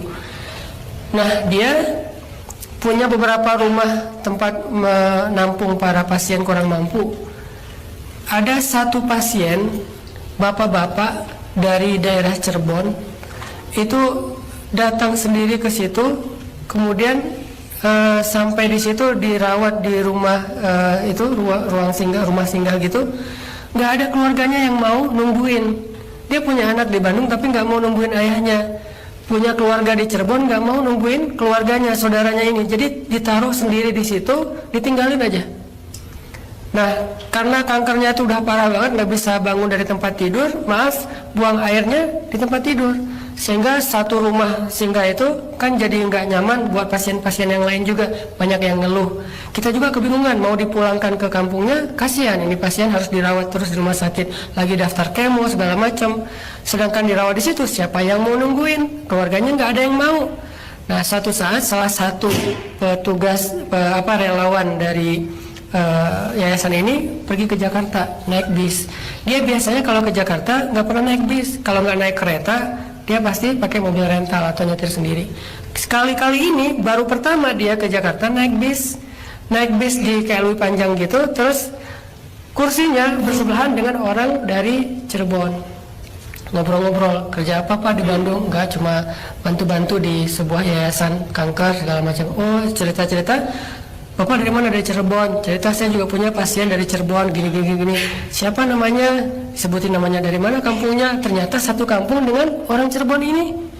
Pas dengar ceritanya dia di situ sudah seminggu nggak ada yang merawat, kita harus pakai benar-benar seorang relawan yang benar-benar kuat untuk bisa nanganin yang kayak gitu, nggak bersih segala macam. Akhirnya cerita punya cerita, usut punya usut, dia satu kampung langsung dia telepon kepala desa yang di Cirebon itu. Kepala desanya langsung bertindak, datengin keluarga dan marah kepada keluarga ini dan mengatakan kalau keluarga nggak mau ngerawat nanti desa yang akan datang, satu desa akan datang ke Bandung untuk ngerawat dia tuh. Akhirnya keluarganya malu, nelfon keluarganya yang di Bandung anaknya akhirnya mau datang dan sekarang alhamdulillah anaknya nungguin dan ninggalin kerjaan, udah keluar dari kerjaannya untuk nungguin ayahnya. Allah yang mengatur, ketika ada hambanya tidak ada yang mengurus dan semuanya berlepas tangan, Allah nggak pernah lepas tangan selama kita bergantungnya kepada Allah. Dan itu Allah punya cara banyak sekali.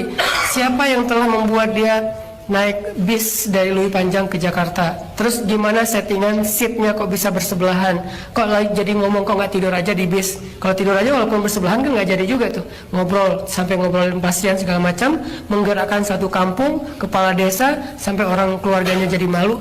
Ini semuanya settingan by Allah Subhanahu Wa Taala. Nah, jadi kembalikan kepada pemiliknya. Soal ditambah lagi emang tadi takdirnya dari Allah, ibadahnya kepada Allah, kemudian juga Allah juga yang menjamin 3 poin pertama.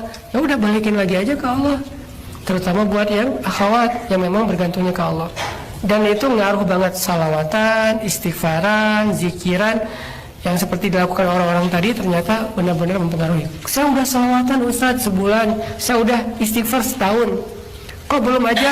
Yakin, ala inna nasrullahi qarib, makin mendekatkan. Mungkin tadi jaraknya 10 tahun lagi, dan kita nggak tahu gara-gara kita salawatan atau istighfar jaraknya tinggal 2 tahun lagi.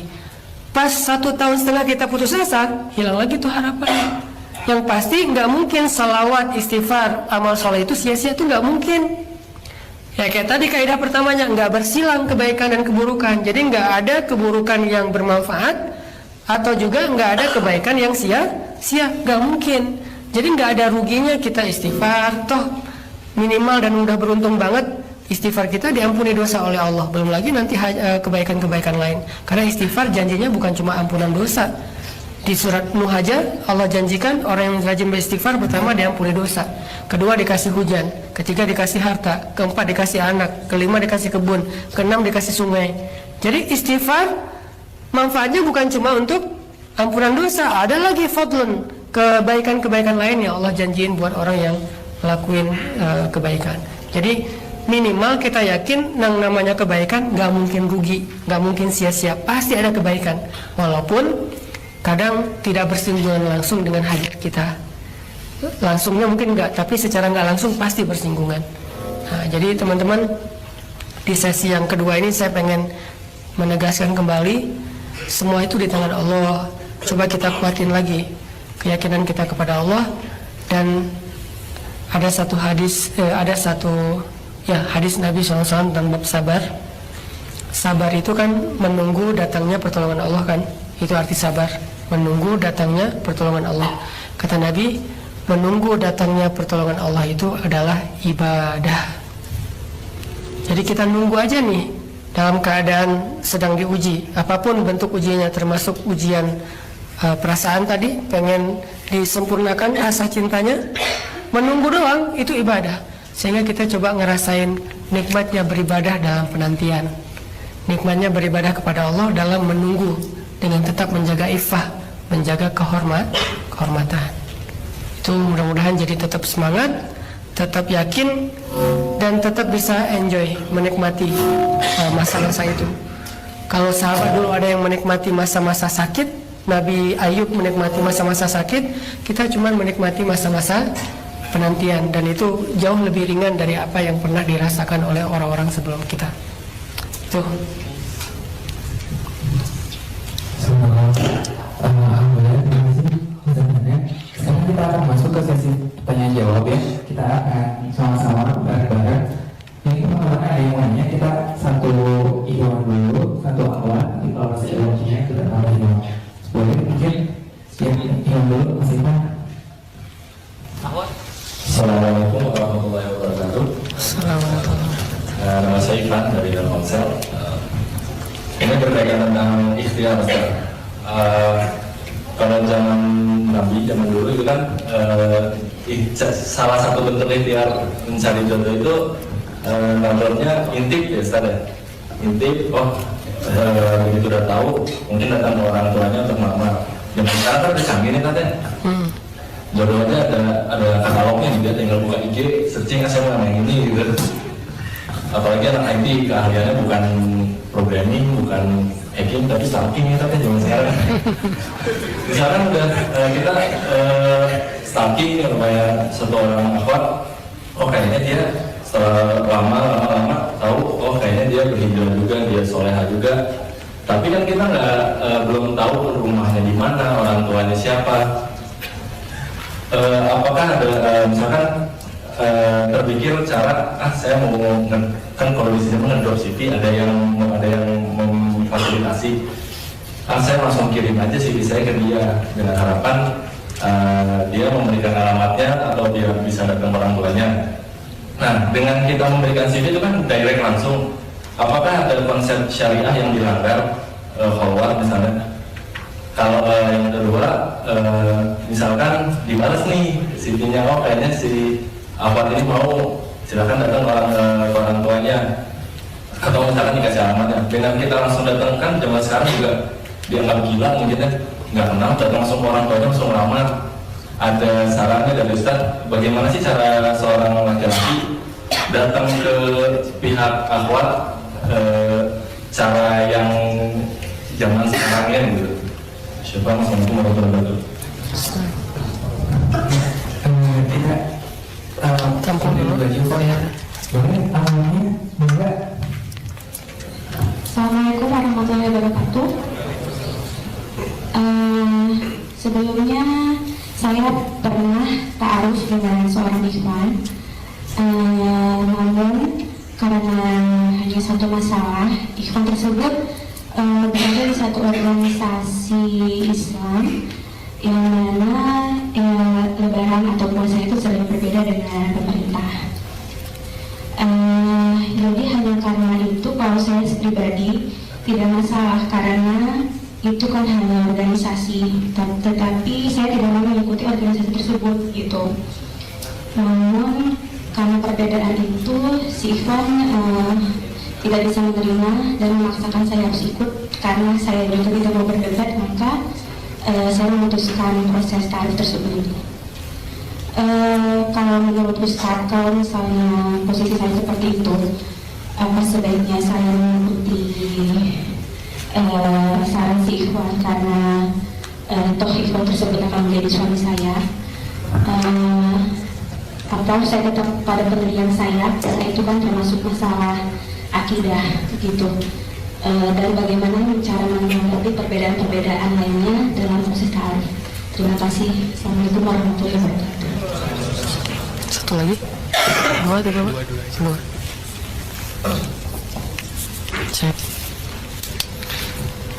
Saya coba jawab yang kedua dulu ya. Beda mazhab.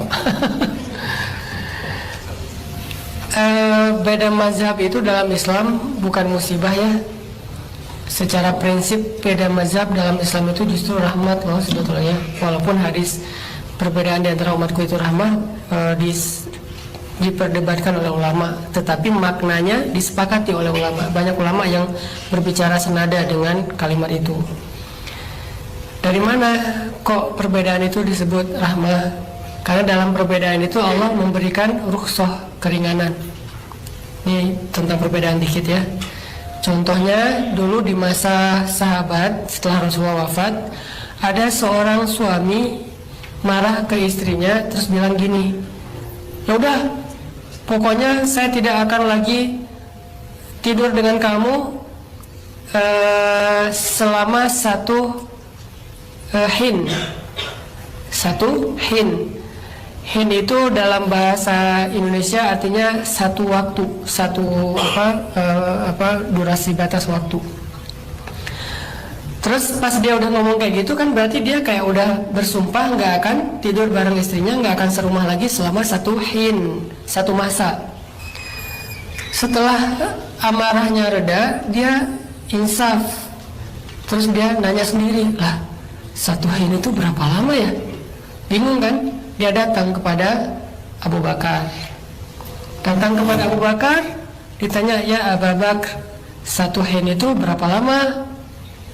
Kata Abu Bakar, satu hin itu kalau nggak salah waktu itu jawabannya 1 bulan. Oh 1 bulan, berarti 1 bulan itu dia nggak boleh mendatangi istrinya. Bulan depan udah boleh gitu. Biar mantap, dia datang ke Umar.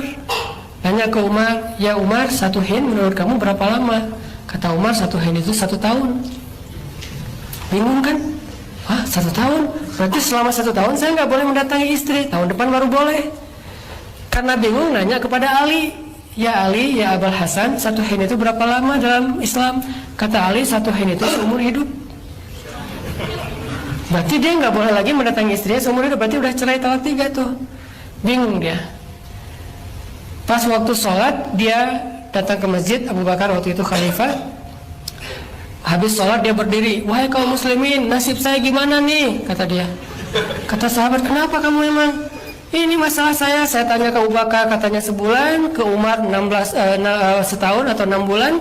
Ke Ali malah seumur hidup 1 hin. Terus yang benar yang mana? Gitu. Akhirnya Abu Bakar menjelaskan, saya bilang sebulan karena Allah berfirman di dalam Al-Quran yang ayatnya hinin, artinya 1 bulan, 1 kali purnama. Oh, ada ayatnya. Ayat itu emang arti hin di situ adalah sebulan. Terus Umar, kenapa 6 bulan atau setahun? Karena Allah juga berfirman di surat Ibrahim. Kata Allah di surat Ibrahim, tu'ti ukulaha kullahinin biidni rabbiha. Pohon itu berbuah setiap 1 hin, bisa 6 bulan, bisa setahun dengan izin Tuhannya. Berarti hin itu paling cepat 6 bulan, paling lama setahun. Oh, ada ayatnya juga, tapi hin di situ artinya beda dengan hin yang pertama. Nah, Ali kata Allah, berbuatlah sesuka kalian hatta hin, sampai datangnya hari kiamat. Hin di dalam ayat itu untuk iblis, perjanjian Allah sampai hari kiamat. Oh, ada ayatnya juga nih, berarti Al-Quran itu kayak gitu. Makanya satu kata punya banyak makna, harus dipahami secara tafsir, jangan hanya lihat teksnya. Terus gimana dong nih? Akhirnya para sahabat mengatakan, pilihlah yang paling mudah buat kamu. Nah, udah Abu Bakar deh kalau gitu, ya udah Abu Bakar. Ini menunjukkan bahwa ulama sepakat, kadang ikhtilaf di antara ulama Islam itu adalah sebuah kebaikan, keringanan bagi kita. Yang jadi masalah ikhtilafnya bukan di antara ulama, di antara orang awam. Ini yang jadi musibah. Nah, sekarang kalau yang terjadi ikhtilaf, kadang saya dengan istri saya juga ikhtilaf soal ibadah. Secara kita sama-sama belajar di Al-Azhar, sama-sama jurusan tafsir, tapi beda pola fikir. Bagi saya mungkin ada beberapa kaidah yang saya melakukan ibadah kayak gini, istri saya kayak gitu. Tapi kita tahu ikhtilaf kita itu usul atau furu. Kayak Teteh tadi bilang, kalau bab akidah belum tentu ikhtilafnya akidah. Toh sama-sama muslim, berarti ikhtilafnya bukan akidah. Selama sesama muslim, kecuali dia sama Syiah misalnya, atau non muslim misalnya, itu kan udah bukan muslim, berarti akidah. Kalau itu nggak ada toleransi, nggak bisa. Dan ayatnya juga mengatakan nggak boleh kan. Tapi kalau sesama muslim, perbedaannya cuma cara sholat. Apalagi yang beda tadi lebaran doang. Bagus satu, opornya ada 2. Jadi kalau perbedaannya cuma masalah furu itu artinya cabang, bukan hal yang prinsip dalam agama. Dan ulama juga sama-sama punya pendapat tentang 2 perbedaan itu, kita toleransi aja. Dia kalau maksain, berarti dia coba belajar lagi deh, biar lebih toleransi pada istrinya. Istrinya juga kayak gitu. Kalau bisa disamain, alhamdulillah. Nggak bisa juga, bukan masalah besar. Dan itu bukan perpecahan. Jadi kita berbeda pendapat dalam Islam itu bukan perpecahan ya.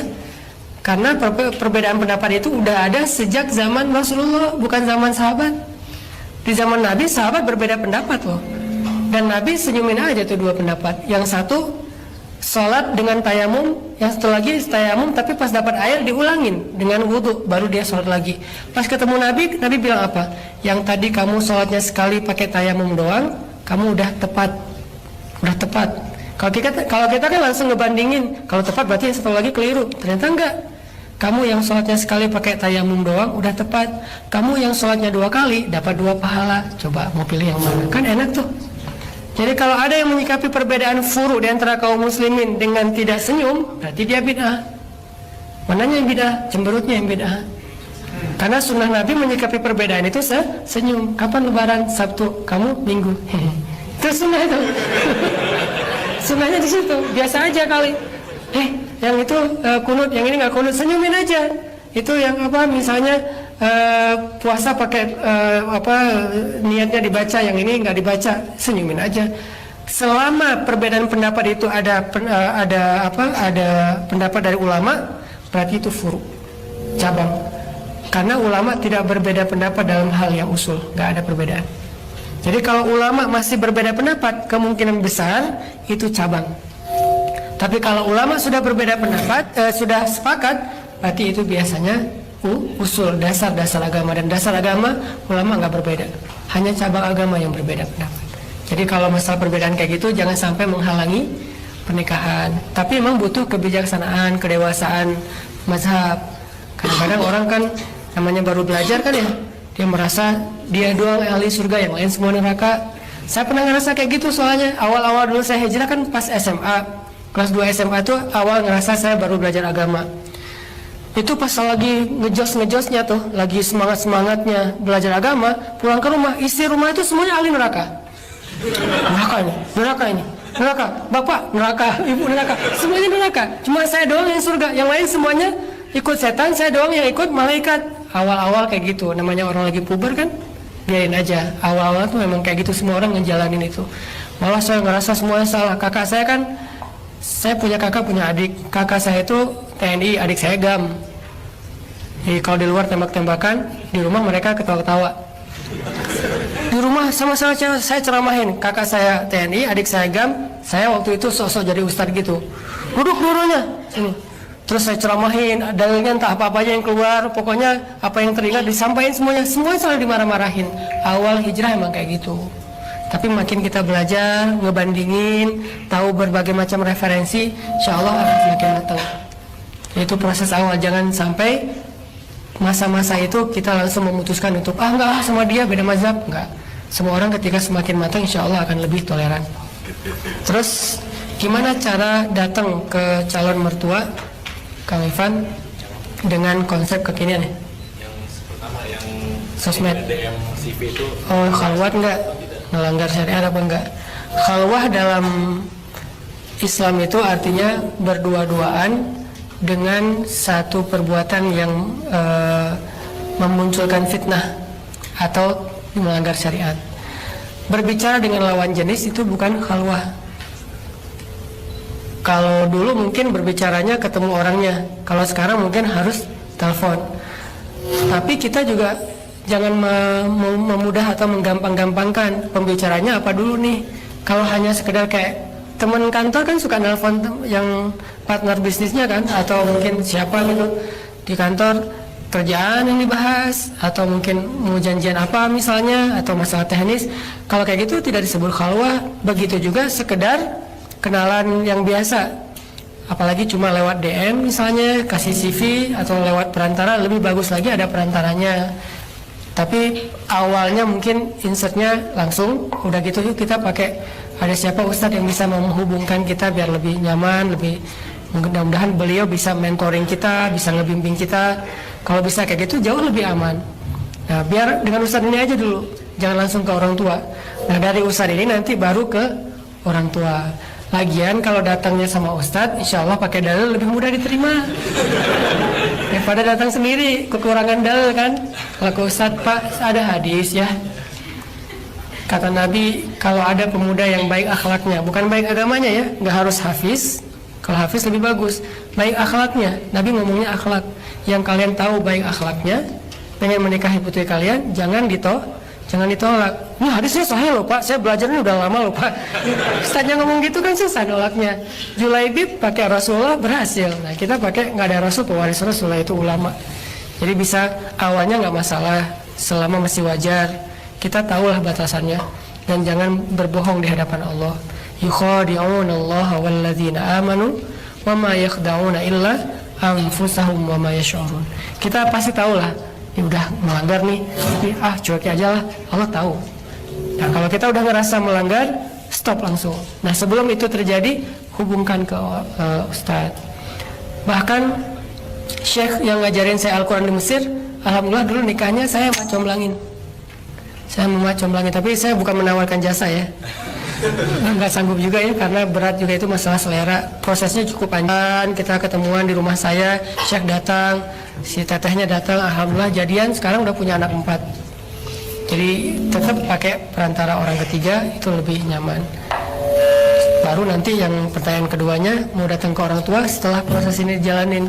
Ustadznya udah membimbing kita, udah ngasih tahu gimana tips-tipsnya, dan akan membantu juga ikut bareng ke orang tua dimediasiin, itu jauh lebih nyaman. Orang tua juga kalau yang datang pemuda bareng Ustadz kan lebih reg-reg ya, lebih tenang gitu kan, daripada yang datang gaya apalagi kayak masih fun kayak anak gaul gitu, rambut panjang datang, Pak, halo Pak, mantan-mantan rappers gitu datang, pasti orang tua kan agak bingung mikirnya siapa lagi. Walaupun ternyata orang kalau udah hijrah bisa lebih soleh walaupun tatoan gitu. Tapi kalau datangnya bareng orang tua, bareng ustadz, bareng ulama, bareng guru, insya Allah akan jadi kayak sebuah testimoni baik secara nggak langsung. Jadi teknisnya pakai perantara, yaitu orang yang mengerti agama. Minimal nggak harus ustadz, tapi orang yang insya Allah matang, bijak, dewasa, yang bisa memediasi.